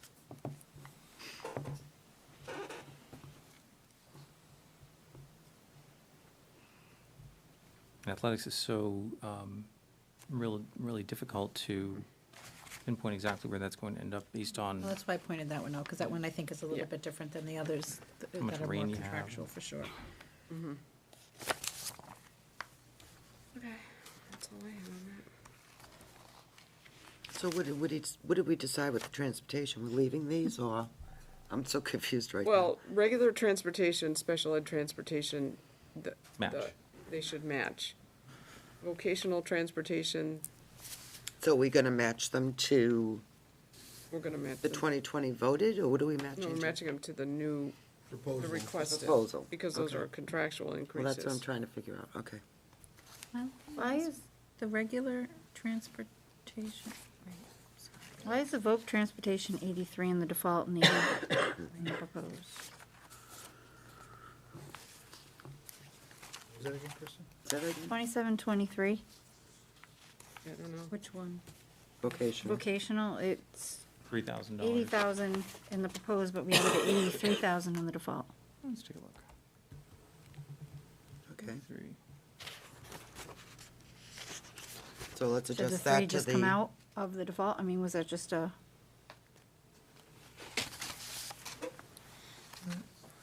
It may have just been an oversight. The vocational probably should be 8310. so you're saying the proposed should be increased to 83? Correct, yeah. And the default should stay where it's at? Should say where it's at. We'll just double check those.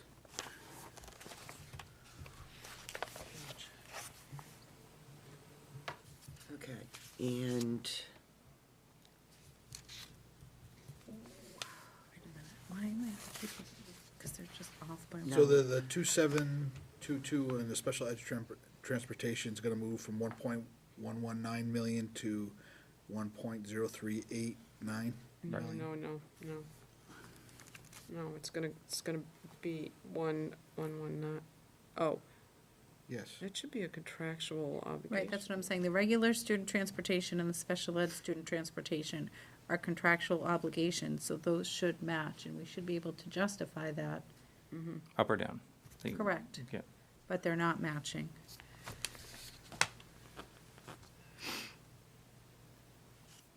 Well, I think Jeff knows where we're getting at on these lines. Maybe we can make the adjustments and Look at it next meeting. look at it the next time. Standing item?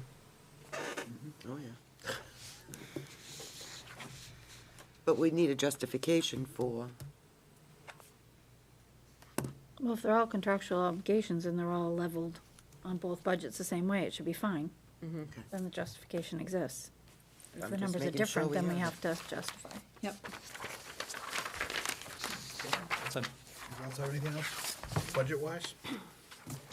Another one? Just another thing, why I have you here, Jeff, is I have in here for the signatures for the audit. It says that everything, the field work's gonna start in next month, November, and it says it'll be done within 90 days after the field work is done. So do you have an anticipation on how long that would take, so that we can roughly figure out what the 90 days would be out from that it's like February. ending, so that we would get the first draft of, say, the audit back to us? yeah, it would be, I believe, we're scheduled for November 17th-ish. Late March, early April. Okay. November 18th, and through there is before Thanksgiving, is when we would start. So they may be done field work within that time frame, and, whenever we can get it out after that, we will. I'm not certain how backed up they're gonna be, but I can have a discussion with Mike as to what his time frame is after that. As long as they can get their field work done. I think conservative is late March, early April. Yeah. Which would be the 4 months, that's provided that it's done by the end of the year. Correct, yeah. Which would be the 90 days. I mean, we could get lucky and get it in late February, early March, but I think that's a conservative Yeah. timeframe. Jeff, is your accountant on board? Yes. Wonderful, okay. Another question. I read in an email that we are gonna have unanticipated revenue from the state that was apportioned by towns. Yes. Don't we need a public hearing for that, to accept that? Due to adequacy, on the adequacy Yes. aid front?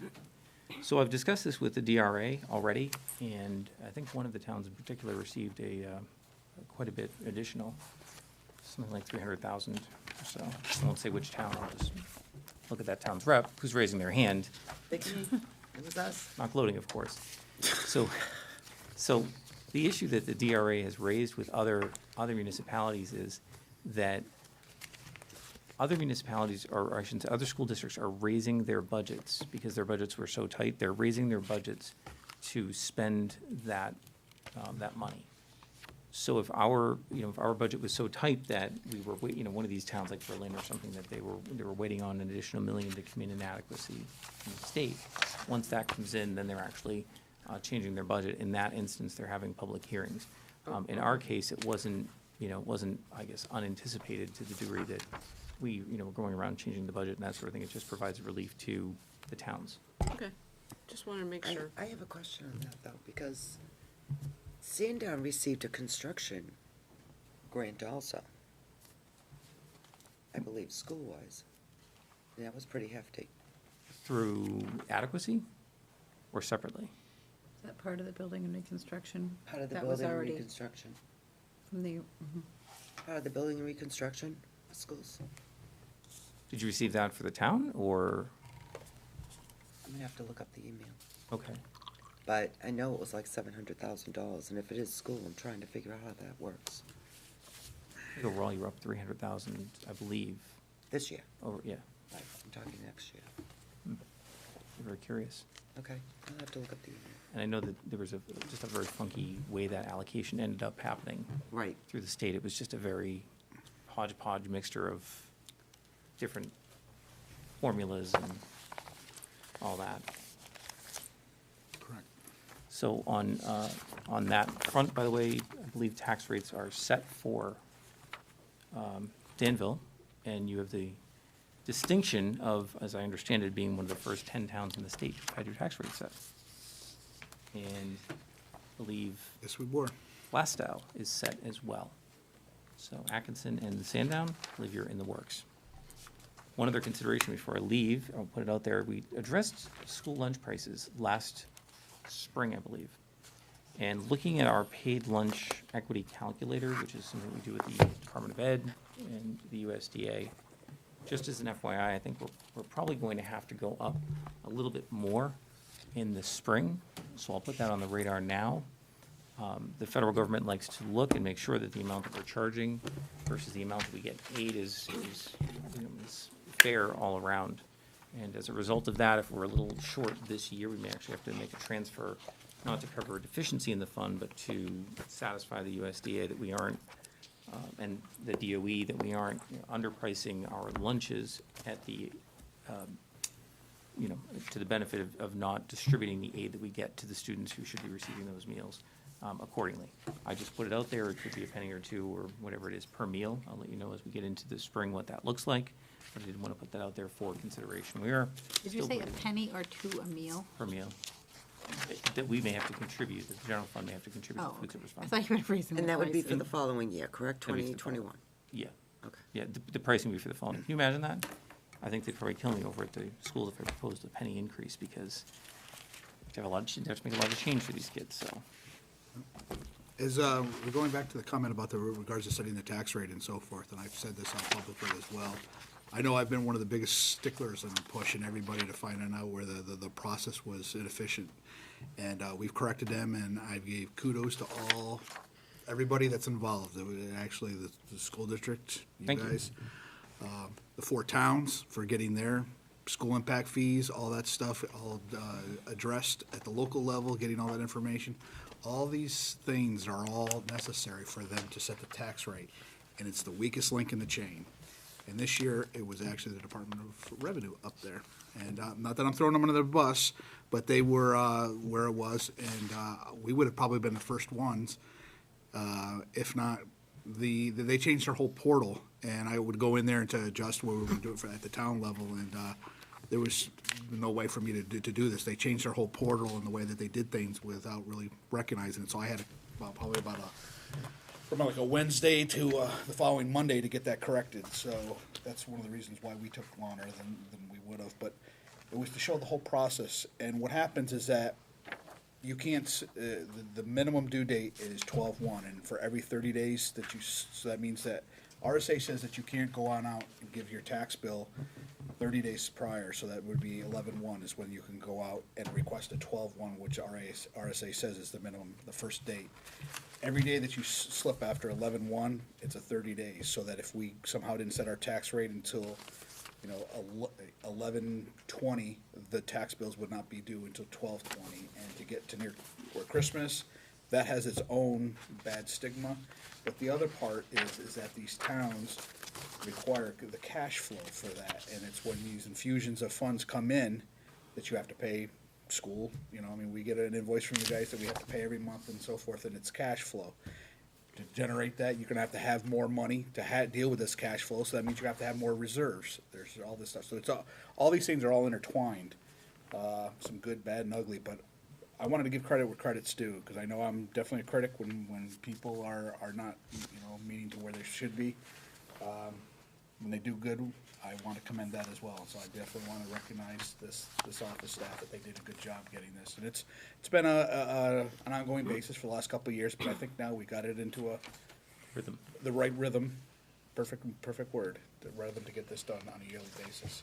Before we let Jeff go, can we get this explained? In our packet? What is that? We send that every year. The Capital Reserve Fund disallowance letter from DRA. Looks ominous and foreboding since the disallowance letter, and essentially what that's saying is that Department of Revenue is recognizing that the voters voted on the capital reserve contribution to the extent that the funds were available.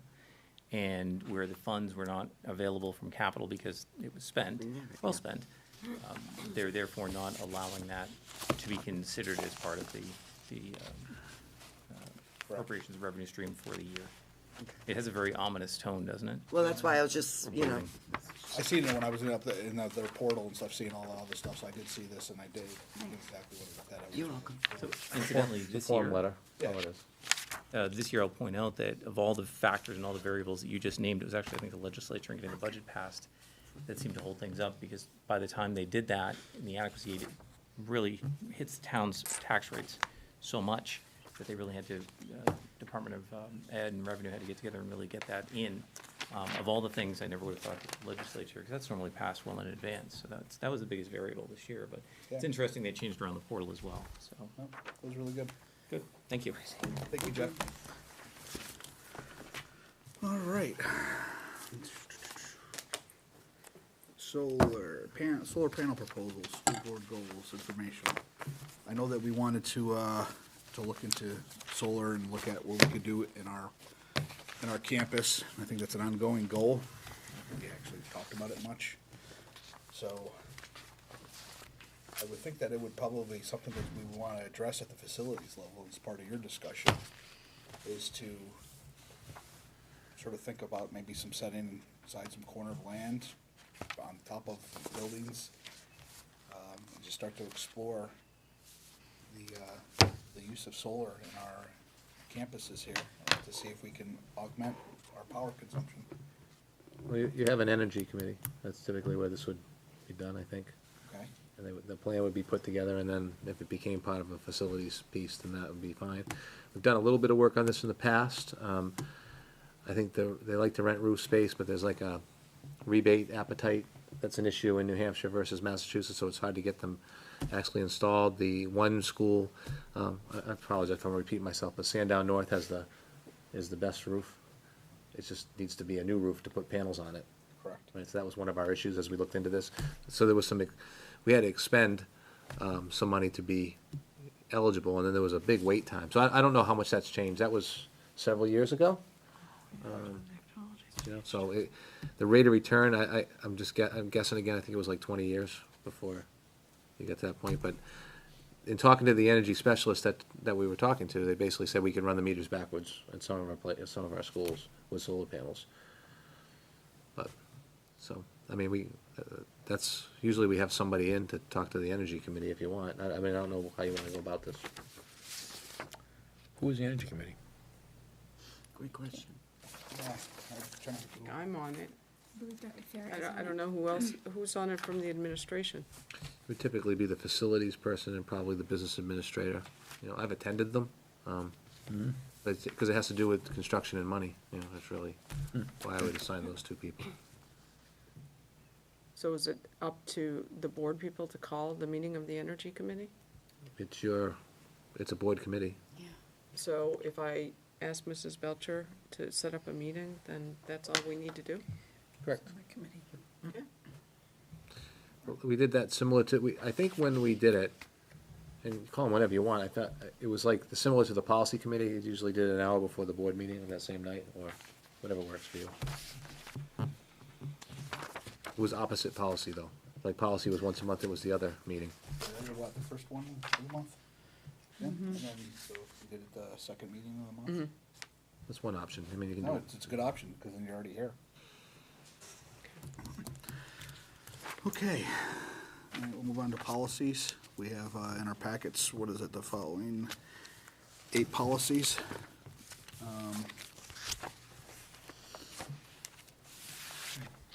AB, policy 2, BA, BAAA, policy BB, policy BBA, policy BBAA, and policy BBAB. And then the other one that we're having discussion on is policy BDG. So I'd like to keep that separate. Yeah, I was just gonna say, I wasn't at that policy committee meeting or that last meeting, but if, I'd like to motion to move 7 through first read. I'll second. Okay. Policies 1 through 7 will be made and seconded by Jen and then Kim. Is there any discussion? If not, I'll call for vote. All those in favor? Unanimous. Okay, the other one was a policy, the BDG, which is the school attorney, is a continuation of that. I did have information here. There's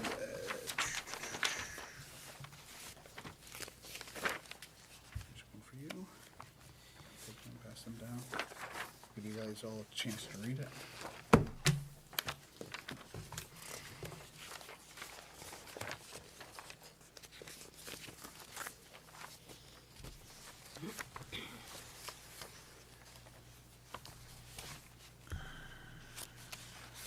But what this was is basically I had asked our attorney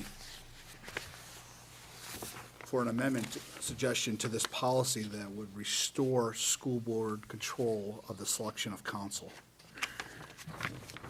And this is where it gives the proposals, that you can see the changes to the policies, the recommendation, the verbiage by Attorney O'Shaughnessy.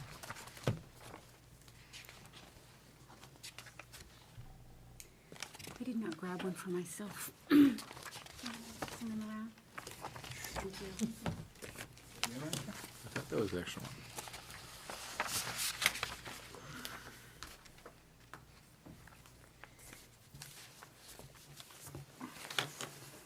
Thank you.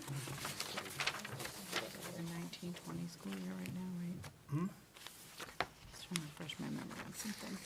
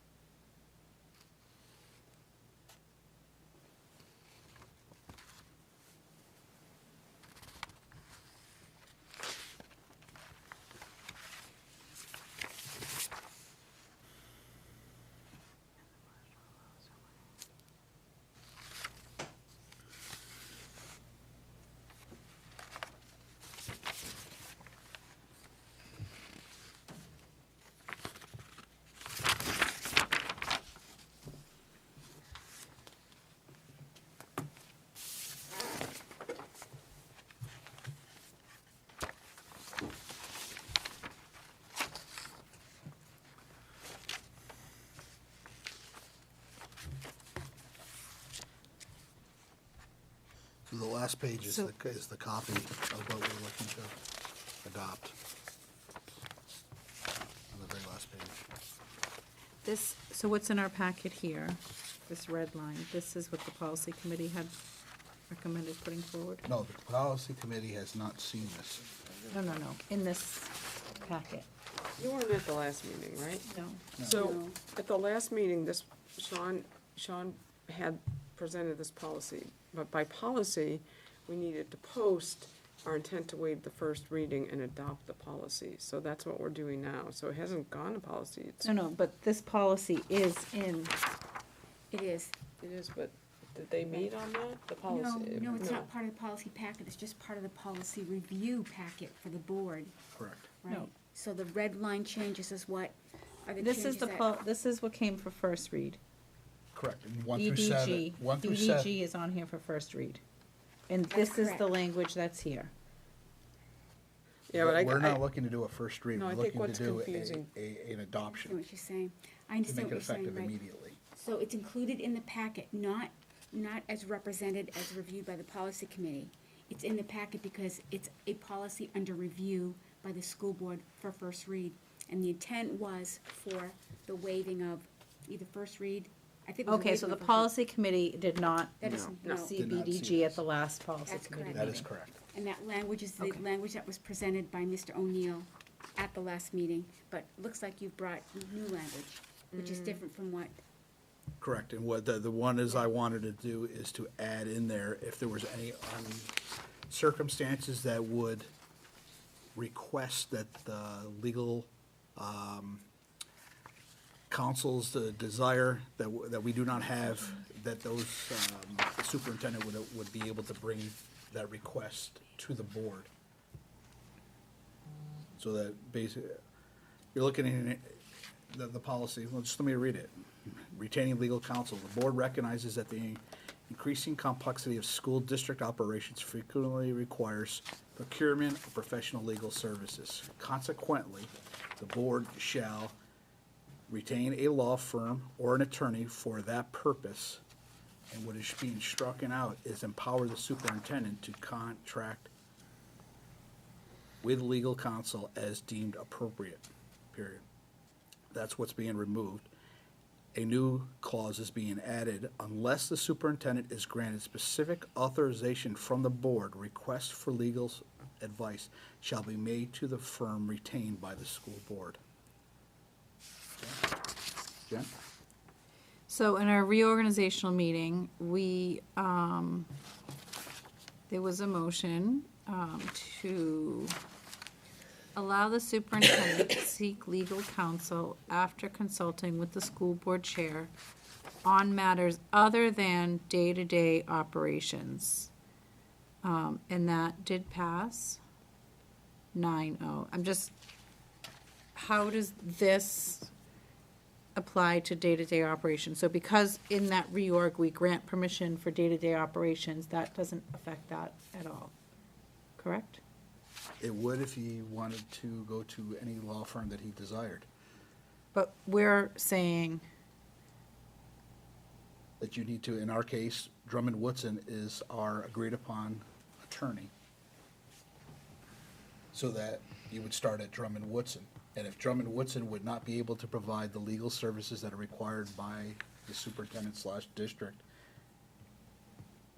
that they could refer the superintendent/district to utilize another firm for that specific purpose, or if that was somehow, they were not getting the advice that, where the superintendent felt that the advice was not correct, or that he had reasons, or she had reasons to believe otherwise, that they could bring that information back to the board for a reconsideration. but for day-to-day operations, we don't want the superintendent coming to the board for everything. That doesn't happen now. No, but this is not gonna do anything with regards to that. Well, that's what I'm trying to get to. What it's Yeah, this going is- to I don't prevent. wanna, I don't want to restrict that. No, I don't think that does. It just says, Read the paragraph below, Jen, because it doesn't. Many types of instances of legal assistance to the district may be considered routine and not necessitating specific board approval or prior vote. For example, the superintendent may consult with the school attorney to interpret. So on the day-to-day stuff, that can be done. It's just saying that the school board has the right to select the actual firm, correct? Don't we That's- we already do that every year? Correct. But that does not. But it's striking one line and just clarifying it, I guess, is the way I'm reading what's in front of me right now. So the policy is going to be in line with what we do every year anyway. Right. And it's in line with what the New Hampshire School Board Association recommends. They do not recommend that you delegate this authority. Sean? And it gives the ability to go beyond that if there's something out of the norm. Correct. A recent example, in day-to-day operations, we had something that we needed an immediate response on. We contacted the one firm. They didn't get back to us for 2 to 3 days on that particular issue. That's where it's tricky, right? So, by the time they got back to us, we had already, I had to get the advice. I needed the advice by the close of school that day. So I had to get the advice from a different place. So tying us into one place when their responsiveness is in question, or they're not taking on new work, or there's other issues that we don't need to get into right now,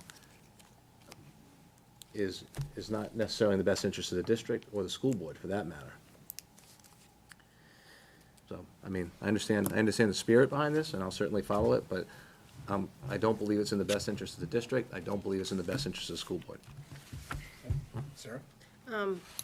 To kind of bounce off of what Dr. Metzler just pointed out, My concern with this is the changes that, or the difficulties that the administration might have or find if a future school board should select a different law firm that maybe doesn't have as many members or has a more limited specialty compared to the current law firm that we're utilizing. And again, the day-to-day operations, would that indicate we'd have to have a special meeting so that he could get permission to contact another attorney? Would it just be through the school board chair? Like, what would that look like if a future board selected a different law firm and they just didn't have the resources?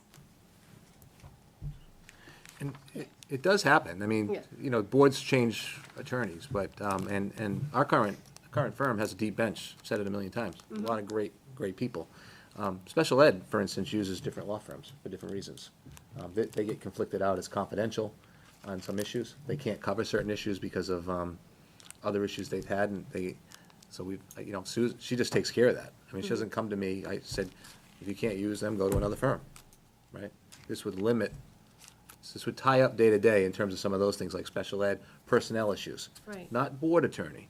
There's like an attorney that services the district in a way that's the day-to-day operations, and then there's a board attorney. I don't necessarily think they're always one and the same. In my recent experiences, they're not. That's my primary concern right now, is the impact that it would have in the overall administration, you know, to put forth such a limitation. You know, we've made the changes during the reorg, at the beginning in the spring, and that's sufficient. It's clear what we expect, and I just feel this change is going to have unanticipated consequences. And if I could, at one time, we had a different firm, and I started going to this firm. We had a firm that was the attorney of record, and I went to this firm. And they do have a deep bench. They have some great lawyers there. They really do. They really do. But some things they can't cover because they get conflicted out or different reasons. That's why we use different firms for different things. So it's just, I think you should think deeply about tying the board's hands, not just the district's hands in this particular instance. Jen? I was just looking up a couple other policy BDG, and everyone I glanced at is consistent with this recommended language change. But I'm not so sure it would tie the board's hands based on the vote that we take at the reorg meeting, allowing for that to happen.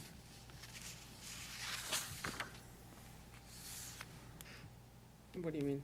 Yeah, she lost me on that one. Oh, I gotta go back to those meeting minutes, sorry.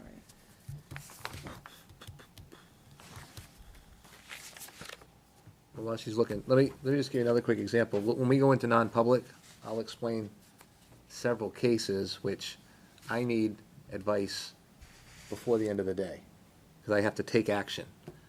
And when they're conflicted out, I can't go to another firm, that's a problem, right? They're personnel matters that require, and I don't want to make a mistake, right? So I want to make sure we have sound advice when we go forward. And I have a couple tonight that it's going to require your input as far as where we go. So, just something to think about. Is this last sentence here, the part, is this in the model New Hampshire School Board? This second sentence that was added? Unless the superintendent is granted. Yeah, is that from I believe it's all been modeled after that. I know the first part of it, removing the empowering of the superintendent, that was custom to Timberlane's policies. Mm-hmm. It was not part of the New Hampshire School Board recommended ones. But Jen, are you saying the other districts have that other line in there? I was looking at the first part of it. I have to look them up, I'm sorry.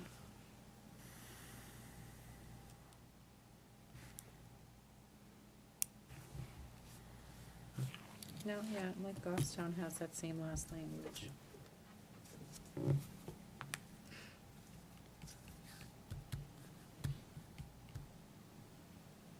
My only point was we vote at the reorg meeting to allow the superintendent to seek I don't know, advice or whatever. So you're, However, when the administration concludes the unusual, yep, that same last sentence is the same in Wyndham. no, not that, the Yeah. one on retaining, the unless the superintendent is granted specific authorization, not the last line. Oh. Sorry. I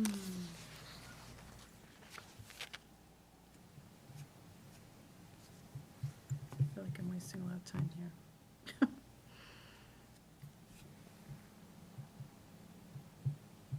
I know when I was talking with Mr. O'Shaughnessy, that one of the things that I wanted to make sure is that the superintendent had a means of recourse, that if he felt that he was tied, he could address that. And that's what that No, they don't all have that last sentence, Kim. The last it's, the first paragraph is 2 sentences long. Consequently, it shall retain an attorney or law firm for that purpose. So I have a question with regard to the last line of that first paragraph. I hear what Dr. Metzler's saying, and it makes perfect sense. I mean, he's gonna run into situations where you call a firm or you can't get the person that you need, and you're not gonna be able to get that information. So if we go with something like this, if this were to be approved, you don't wanna tie his hands, because if he has that, he needs that quick response, what's he gonna do? So when I read the last line, unless the superintendent is granted specific authorization from the board, request for legal advice shall be made to the firm retained by the school board. What about adding the language to that, with the exception of an emergency situation where that firm cannot be reached or advice obtained? You see what I'm saying? Something to expand that, because you don't want him sitting there, 4 o'clock, he's calling, they're having their Christmas party, and he needs an answer. He needs to be able to go somewhere, rightfully so. So that's all I'm just thinking is, you first make the attempt to go to the school, the firm that's retained, and if they can't or they're not available, that there, should be some avenue Bless you. where, you see where I'm going with that? No, I do. But again, first attempt to the firm is retained, and if not, then somewhere else. Okay. Sarah? I mean, we did that in May. We're rewording exactly the direction we provided in May. We've selected a law firm, he's used that, except on day-to-day operations, if he needs to seek legal counsel otherwise. I just feel this permanent change is unnecessary. All right, let me flip it around on you. Why do we, as Timberlane, have to have the unique clause in there, empower the superintendent to contract with legal counsel as deemed appropriate, when other districts do not have that? Why can't we're our own district. We are a unique district with unique needs and situations. This is the second year, I believe, we've modified that policy to give the superintendent specific directions and set expectations. It's always modified a little bit, but why make this permanent change? It's unnecessary and redundant at this point. He's already doing this. This is already the direction that we gave him. It's already on the minutes. It just seems unnecessary. Okay. Jen? I think that last sentence in there, unless the superintendent is granted specific authorization from the board, I think striking that last sentence and leaving the other part of it, and then each year that allows each board at their reorg meeting to decide how they want to go forward with that. I mean, in March, we motion to allow the superintendent to seek legal counsel after consulting with the school board chair on matters other than day-to-day operations.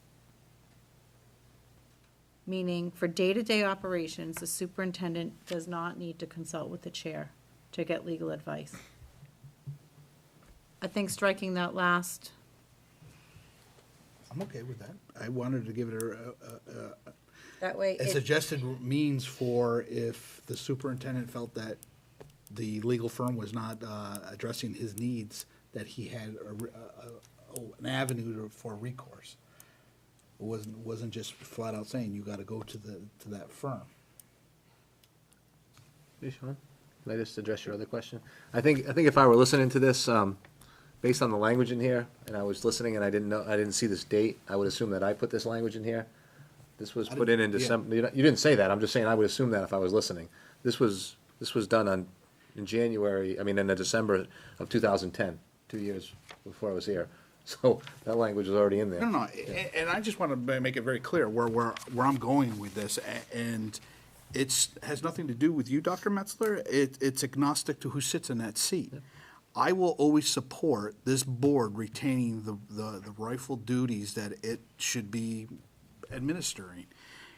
I have seen over the course of time that several of our policies have taken away the board's rights that are part of the normal policy process and delegated them to you. Boards can make that decision, but you get into situations that you shouldn't be in, and it just, it's not you that's sitting in that chair, it's who's ever sitting in that chair. I would always support, at least from my viewpoint, that this board retains the power that it has. So Sean? I'm gonna, oh, sorry, go ahead. Sorry. Like, can I just, I'm reading this letter and it says that this is the sample language from New Hampshire School Board BDG. So Jen, I we don't got, have the sample language on hand. okay, but that's what I was just gonna say, that, we sent everything up to them to look things over. They didn't comment on, I don't have all that with me right now. I guess that's kind of something. Because if they're commenting on it and suggesting that change, Well, the then. comments though, Kristen, weren't, they weren't recommending changes. You'd have to look at the whole sheet. It wasn't, there wasn't anything wrong, there was nothing wrong with it the way it is. Right. It would just be noted that it's different, not recommending it change, because that's ultimately up Our to decision. us if we want to do that or not. But I have no problem putting that language back in, that the school board retains a law firm or attorney for that purpose. Because I think that is what part of that model language is, that is what every other district does. It is a school board responsibility, and that actually is what we do at every reorg meeting. We vote on who our attorney of council is. It's the board's attorney, the board should vote on that. It's that last sentence that I would think maybe to strike. Well, I was thinking I would make a motion to waive the first reading and adopt the policy with the insertion of just the retain a law firm or attorney for that purpose. And then that changes that, but it doesn't add that other sentence until policy committee can do some more research on it. So that's my motion, is to waive the first reading and accept the policy with the addition of the language, shall retain a law firm or an attorney for that purpose, and strike the language, empower the superintendent to contract with legal counsel as deemed appropriate. And then the following sentence that was proposed, that's no longer part of it. That's no longer part of it, Okay. for now, until we get more research. So you're getting rid of that unless the superintendent is granted. Okay, I'm better with that. Thank you. Are you seconding that motion? I'll second that motion. Okay. Motion has been made and seconded. And Shield, did you have? discussion? Yep. So this is now going to go to the policy committee? No. I'm waiving the first reading and adopting this with the changes I noted. This will be added and basically become effect, no, the second ones, they're just first reads. And this would actually, So it'll become effective when the board votes it in. Okay. John? So we can go back and look at. Brian? Question. So, once this vote happens, so what is different than what we're doing right now? Nothing's different than what we're doing now. It's just policy. It's just, the policy is going to be in line with what we And currently reflect it. do. Okay, Dr. Metzler? And just curious, the firm that we've identified isn't accepting any new work from this district. So I don't have access right now to an attorney, if that's the only attorney I can go to. I don't think we're saying that's the only attorney you can go We to. didn't say We're that. striking that language. Okay, so all right, so day to day, we're good? Day-to-day. Day-to-day, yeah. I mean, I'm still gonna go to them on certain things, if they'll accept new work, I don't, on We're certain just, we're issues. just trying to align the policy with what we actually do. I mean, every year, the board votes, the board decides who the attorney of council is for the board, but this policy didn't say that before. Well, the reasoning why that we're in this particular issue right now is, and my segue into this, is that, the issues that Hampstead brought on up with our, the Drummond Woodson representing Timberlane and the SAU. And so Drummond Woodson is in the process of doing an internal audit and review in their process, and I was hoping to hear something from them today, because it was, would have been done by, hopefully done by now. It didn't, from what I heard, it was would have been done. So, I do have a call out to Drummond Woodson to find that update on that. So I don't know if that's what's spearheading they're not taking on any work at this time. That might be the reasoning why, they're doing this until they get that process done. Because these, allegations that they're making are taken seriously, and they will, be addressed by Drummond Woodson directly. I think the only part that's disappointing for me is, and I'm not a lawyer, and I don't understand how their professional conduct rules work. I brought this to their attention last spring, and I was told we were all set. And now we're not all set. Now they're doing a conflict review that I believe they should have done last spring. I believe that they've done that previously. I think it's in light of the new allegations brought by Hampstead's legal counsel and firm, making these allegations, and they're addressing it, doing their due diligence, just like we would do anything that we would have to do an investigation for something reason here, we would conduct that. So I think that, let the process at Drummond Woodson continue on, and they're gonna give us an answer in the next day or two, and then we'll see where we stand. Perfect. Okay. It's a motion. I appreciate that, and I misunderstood what you were, I misunderstood the language, so I apologize. All set? You're set to vote on the motion? All those in favor? All those opposed? 1, 2, 3, 4, 5, 6, 1. Motion passes.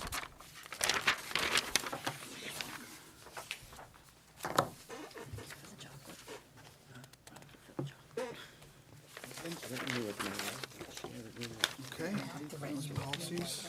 Resolution? Yes, New Hampshire School Board resolution, last call. Anybody have any resolution they'd like to do for the?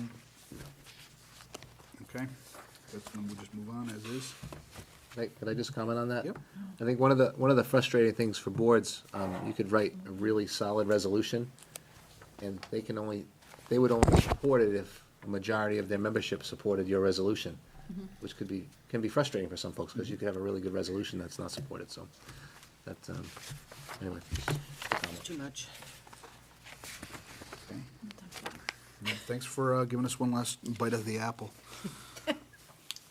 The next one is the district clerk. I know that we had that resignation, and I think it's just, to bring it up here, we have had nobody apply for it, correct? We've not posted it. We're Haven't waiting posted on, it. we're We waiting need for action direction here. from the board. Oh, to do. Make a Would you motion please to post post the it? district clerk. Yes. Second. Need a motion? I mean, it says action, I was assuming you need a motion to post it. Well, we get some direction from the board about what they want to do. Since the board has known for a couple of weeks that there was a vacancy, sometimes board members will solicit people from their own communities. So, matter of fact, in part of the conversation or communication between Sean and I kind of thought that's what you were doing when you had asked me for more information about that, about what are the duties associated with it, do I have a job description? I thought that's where you were going. I got you a So- treasurer, I gotta get a town clerk. No, just You have a saying. district clerk, So I too? didn't- So there's no presumption made. It's No, it's no, a no, board- I'm it's a just joking. So we have a position. motion and a second, right? Motion to post, yeah, Just before, all right, to post it, but advertise, right?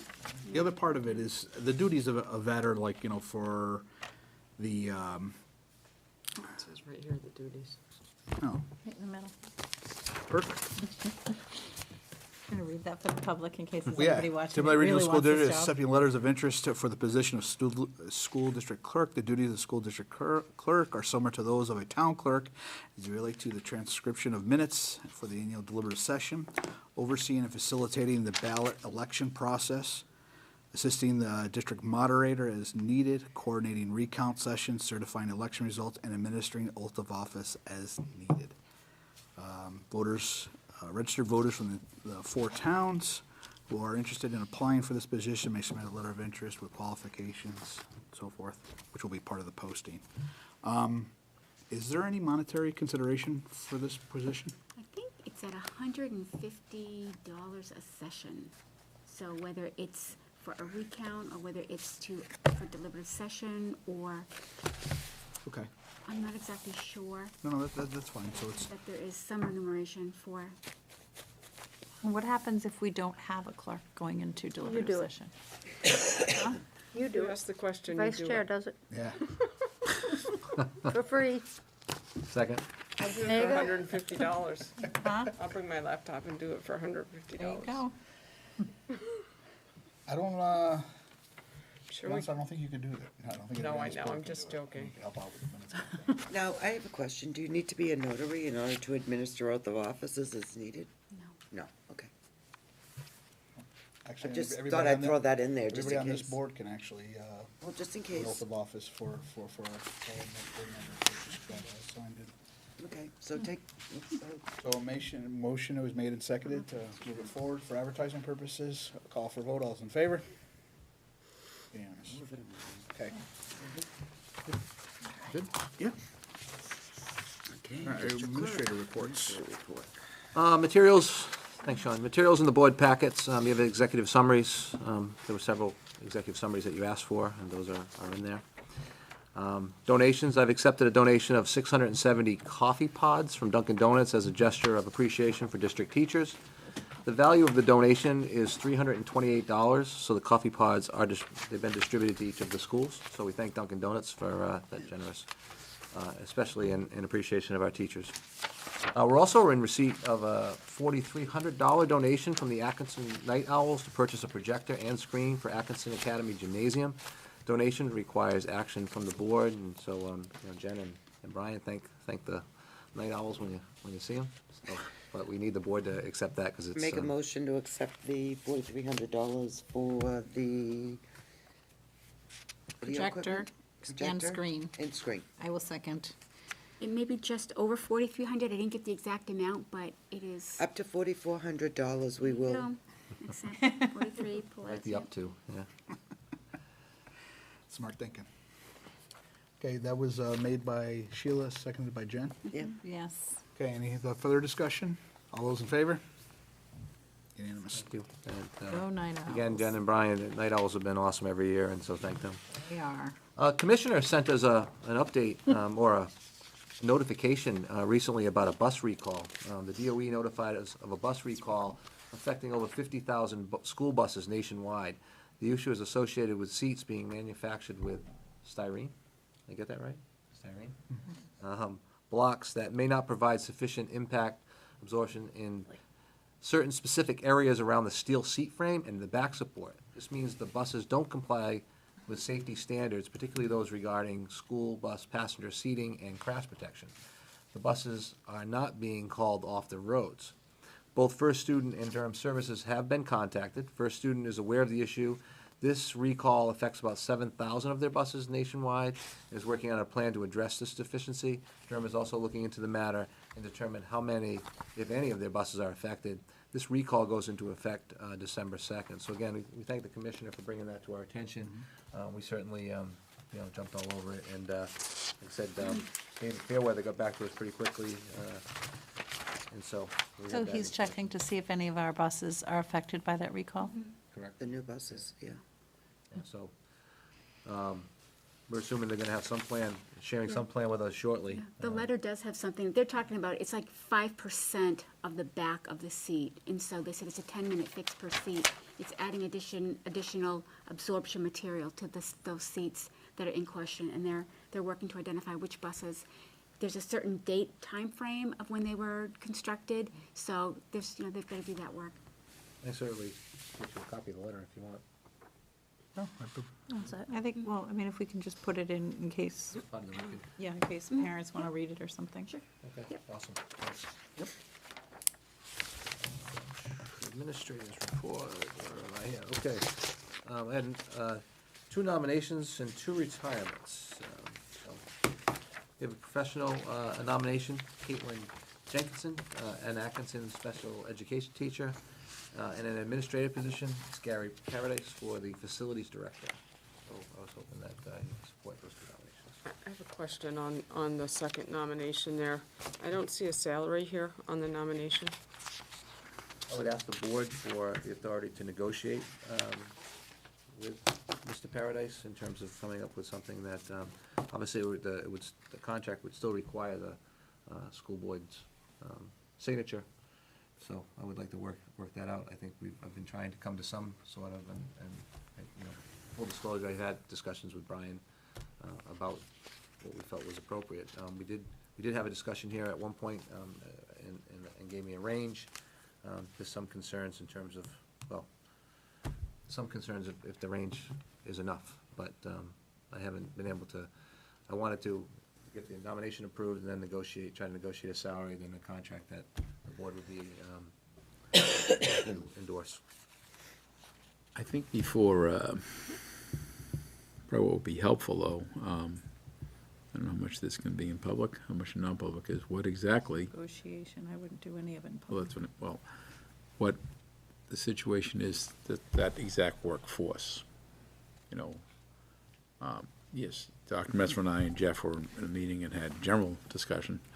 I think it would be helpful for the board to see how many people work there and, you know, and what the job entails financially, what that person would be overseeing, Okay. I think. I think you probably have that, as I'm guessing. Maybe what we could do is, we're gonna be going into non-public on a couple of Yeah, so I Cs, think so that we would can help. add this one. I think that would help. A to it for compensation. Yeah, Okay. that would be A and C, right? So I'll make a motion to accept the Caitlin Jenkins as a Atkinson special education teacher. Second. Motion's been made and seconded. Call for a vote. All those in favor? Unanimous. Thank you. And then we can come out of non-public and, Yeah, so we'd want, We need to- do we want Dean to stay, or do we need Dean left for non-public? Or Um, we We're decide gonna that? do the I guess we can- retirement? Yes. Yeah, we'll do those now, just curious. Okay, now, we have two retirements, both professional staff, Bruce Johnson, middle school PE teacher, who's been with us for 23 years, and Diane Sherman, a math teacher that's been with us for 20 years. So, Get the board to accept their retirements. I'll make a motion to accept Bruce Johnson's retirement and Diane Sherman's retirement. Second. Okay, motion's been made and seconded. Oh, with gratitude. I'm like, Sorry, you I always, I was say it. waiting for you to With finish that gratitude. so I could second it, and I'm she's sorry, like, I'm tired. where is it? With gratitude. Came right in there and stole it I'm on you. like, Please add the with gratitude. I was gonna kick her, but I was like, You cold, Sheila? Yeah, wicked cold. I'm, Go stand in the corner. yeah, listen, I brought you chocolate, be quiet. Okay, she took her all those in Sure, favor? that's Kim seconded it, right? Yes. Okay. Stole my thunder right away. Okay. She took off her costume. That's Mrs. Sherman's 90-degree corner. All right, committee reports, reports of the school board. Everything updated? Kim? No, Go ahead, you can go first. I was just gonna, I mean, I know we were holding off on the safety committee for a while to figure things out, but Well, I think Oh, we we- need the facilities we director to come do, in. we do, but Yeah, I'm just putting it out there that we haven't had a meeting in some time. Our hope was, once we get the facilities director in place, that we'd be able to pull it together. We've been able to pull the facilities directors, the facilities meetings together, and Yeah. typically the safety committees were around that same time, but, and it is timely, because I think that committee needs to be updated on a lot of the updates in the, around the district in terms of safety and Right, and we had a security. lot of loose ends the last meeting, so just wanna see that we're moving that forward. Why don't we say we need to have one, we need to have a safety meeting some point in November. That Yeah, work? yeah, I just And does the time work? I just don't want to see it fall through the, gaps and we're The sitting time? here in January or Yeah, something. trying to find blocks of time are very difficult. I mean, I put the facilities, so that 10 o'clock in that Monday, Tuesday range is something, I mean, I maybe have to work around. I may not, I may have to rely on somebody else, but we can get the facilities director and we can get the business administrator and then see what that looks like with the school board rep. And at least get an update. Yeah. I think Brian and Sue, if Sue were here, would say, I think our efficiency hasn't increased by making the group a little smaller. You agree, Brian? It was so good, I forgot to go to the meeting today. That's a good, that's a good efficiency was. It was a really Nice, small. Brian. But no, we had a meeting 2 weeks ago, and I thought we got Yeah. quite a bit done. So, we'll Yes. see what the size of that looks like, and then, obviously, we need to have the chiefs here and that sort of stuff. I just Yes, want to our- move it forward, just keep it on the front burner. Sorry, Ken. Oh, yes, we presented the withdrawal plan to the Department of Education on October 17th. They did not reject the plan, but they wanted a couple of sentences with regards to liabilities of the Go back. SAU. So we have drafted language with regards to that through council. We have another meeting of the withdrawal committee on the 4th. We are not gonna have to put the whole plan back together to present, or they just wanna see that particular section, which made me happy to hear. We don't So- need another hearing. We don't need another public hearing. I asked that question when I was up there. So they meet on November 21st, so the withdrawal committee will meet on the 4th. And I also will have an update for the board and request a non-public under L. Okay. All right, anything else, committee reports to the school board? Sarah? I don't have a committee report, but I have a report, well, more of a comment, I guess. I apologize, I wasn't here to hear Kyle speak, but I don't know if he mentioned the choir and the chamber singers' participation in Boston last Wednesday at the bicentennial celebration of a missionary trip to Hawaii. I don't know if he mentioned that. But I just wanted to take a moment to thank our administration and our choir directors for making this event possible. My son's in the chamber choirs, the chamber singers, and was able to participate in that event. And he had an amazing day. He's been talking about it on and off. The music that he heard, that they got to learn and sing and just be a part of the Park Street Church was something that he won't forget. So I just want to thank the administration and for affording them the opportunity to hear and learn and perform music that they normally would not have the chance to do. And also many thanks to Mr. Zanello and the AV team for setting up the live stream. So those parents who weren't able to be there could tune in and watch. It really is these unique opportunities that set Timberlane apart from other districts. So I just wanted to take a moment and thank those involved with that. Okay, thank you. Okay, the, Brian. We had budget. oh, So the budget committee's in the receiving information mode right now. This week we had middle school and both Sandown schools. So they're just in that presentation Stage. receiving mode. And the other thing is, I just wanted to mention that I didn't participate. I enjoyed I went to the Atkinson Academy, what do you call it? Fall Festival. Fall Have you ever Festival. been before?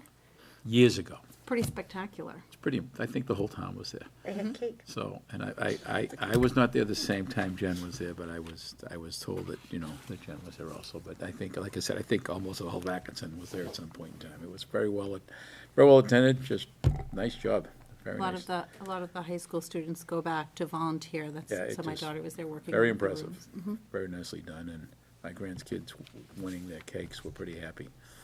So that was good. Win-win. nice. I have a question. Can somebody let the board know when we get the tours together Yes. for the schools? Yeah, it hasn't happened yet. We're waiting for the facilities person. Hasn't happened yet. Okay. Well, I did the elementary schools last year. I'd like to do the middle school and high school in the pack this year, so if at all possible, if you could let us know.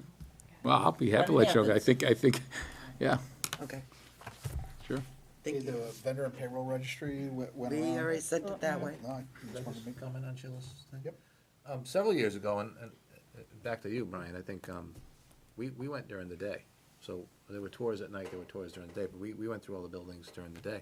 I mean, I offered that, if that was something that, it's kind of a different kind of experience, because you'd rather be there when the customers are there, right? As opposed to an empty building at night.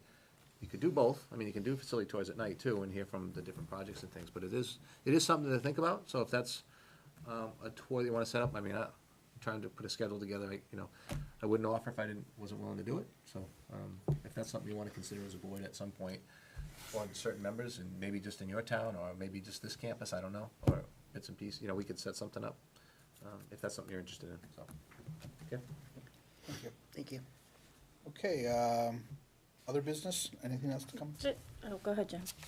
No, No, you go. mine might be a little bit, Oh. got something quick, go for it. No, I just wanted to make a quick plug. I know middle school playoffs pretty much have wrapped up, but now high school playoffs seem to be in the midst of things, and I know the boys soccer team has a home game.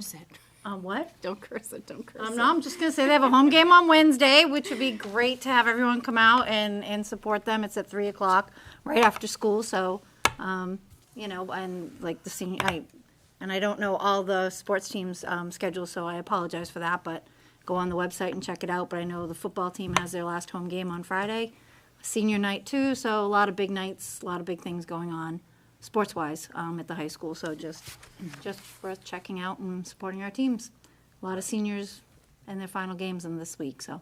The soccer team, I don't know the exact seed, but I know they're a high seed. 7. They ended 7, and they're playing Merrimack, number 10. So, at home on Wednesday, 3:00. Very good.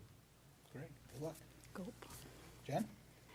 I just wanted to bring up something. I had a couple of people in my town reach out to me about the STEAM night that's coming up. I don't know how many people attended that last year. It was an amazing night.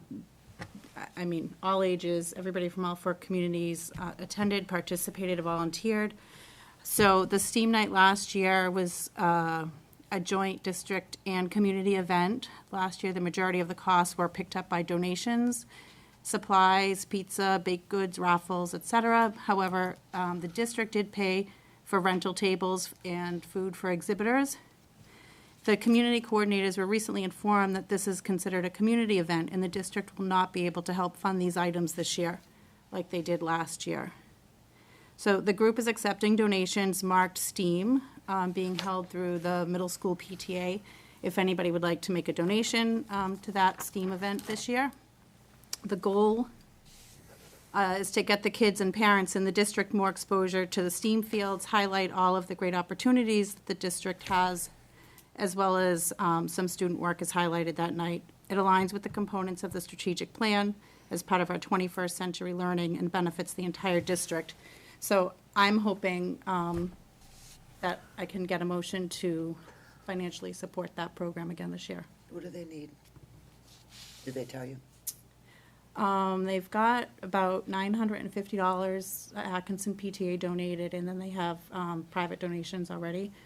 So So was there a dollar amount, and why I- wasn't it being taken?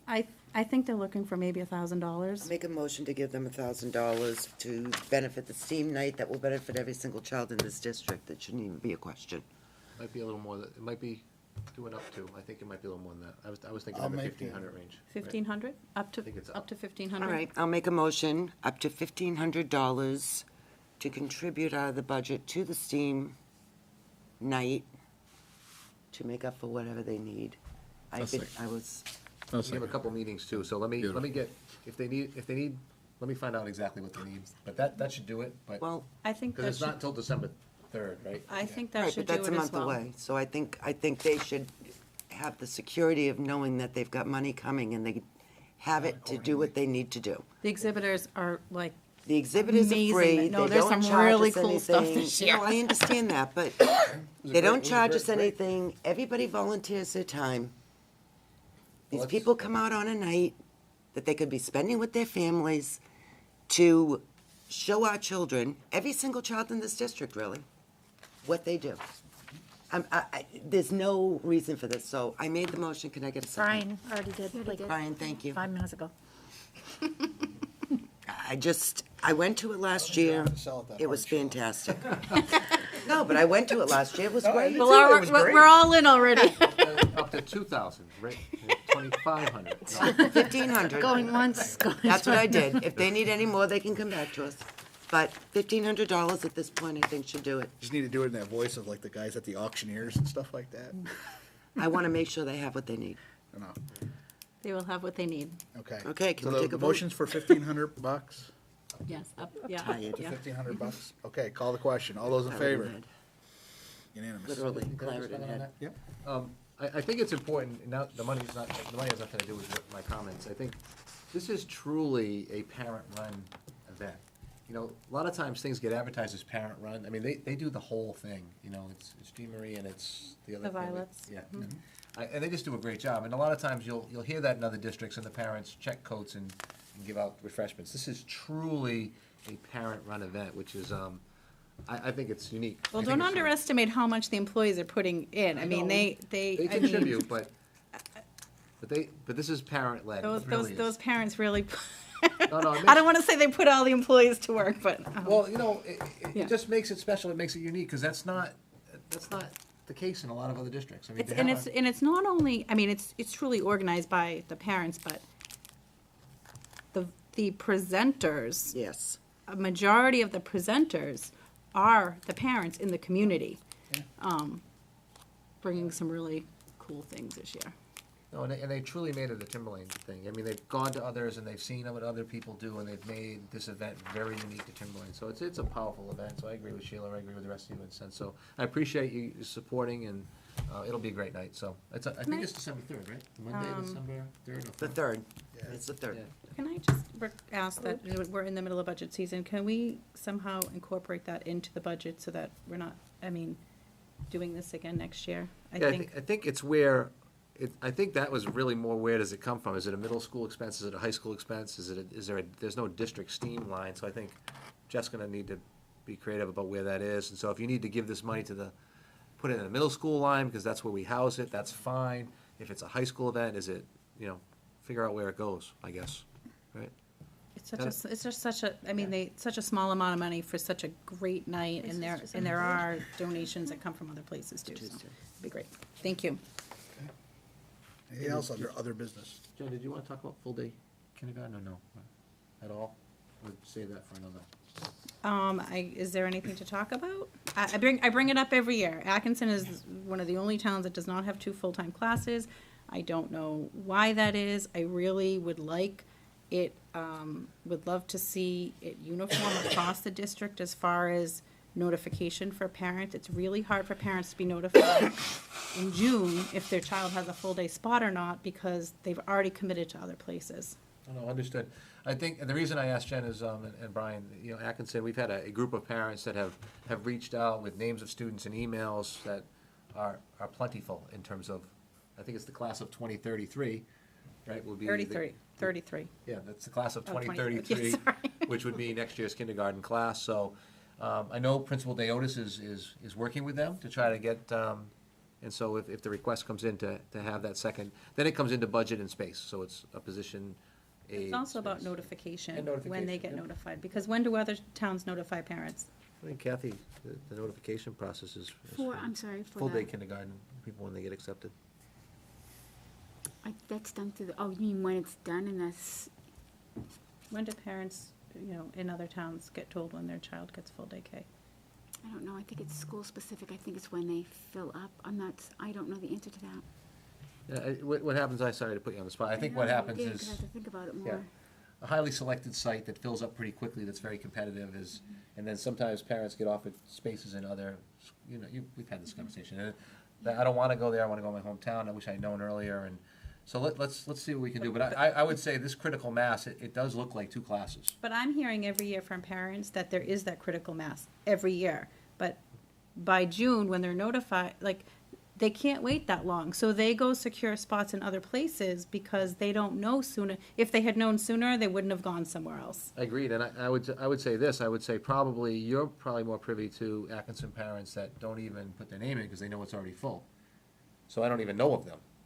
But this particular year, Well- there's about 30 of them that already said. Because they have all been reaching out to me, and I said to them all, come together, get your names in early, send it to the superintendent, let it be known. Like, if the numbers are there, I've been told in years past, if the numbers are there, we can do the 2 classes. And so if the numbers are there, And Brian, back me up on The this. two If- classes. If Kathy Doris wanted a second class, we'd have Yes, one. no question. And by the way, I like that they're reaching out to Jen. Not yet. Well, Brian, Great. Brian's your other rep, so reach out to Brian. I think, don't ever lose Jen's number. I do believe they have a meeting set up. it'll be I you think. next year, because it'll be your family, right? When is that? It's coming. I do believe, No comment. Principal Deotis has a meeting set up with the group of parents, so let's kind of see where it goes, but it's early. And That's we why I get think they jumped on it, though, Yeah. so early. Well, I mean, I had said, like February or something, but. No, it's the class of 2033. That's how we know already, so, very good. All right, well, that was the kindergarten discussion. So that's in the process, so if we need a budget for that, we will. Okay? Perfect. Anything for other business to come before the board?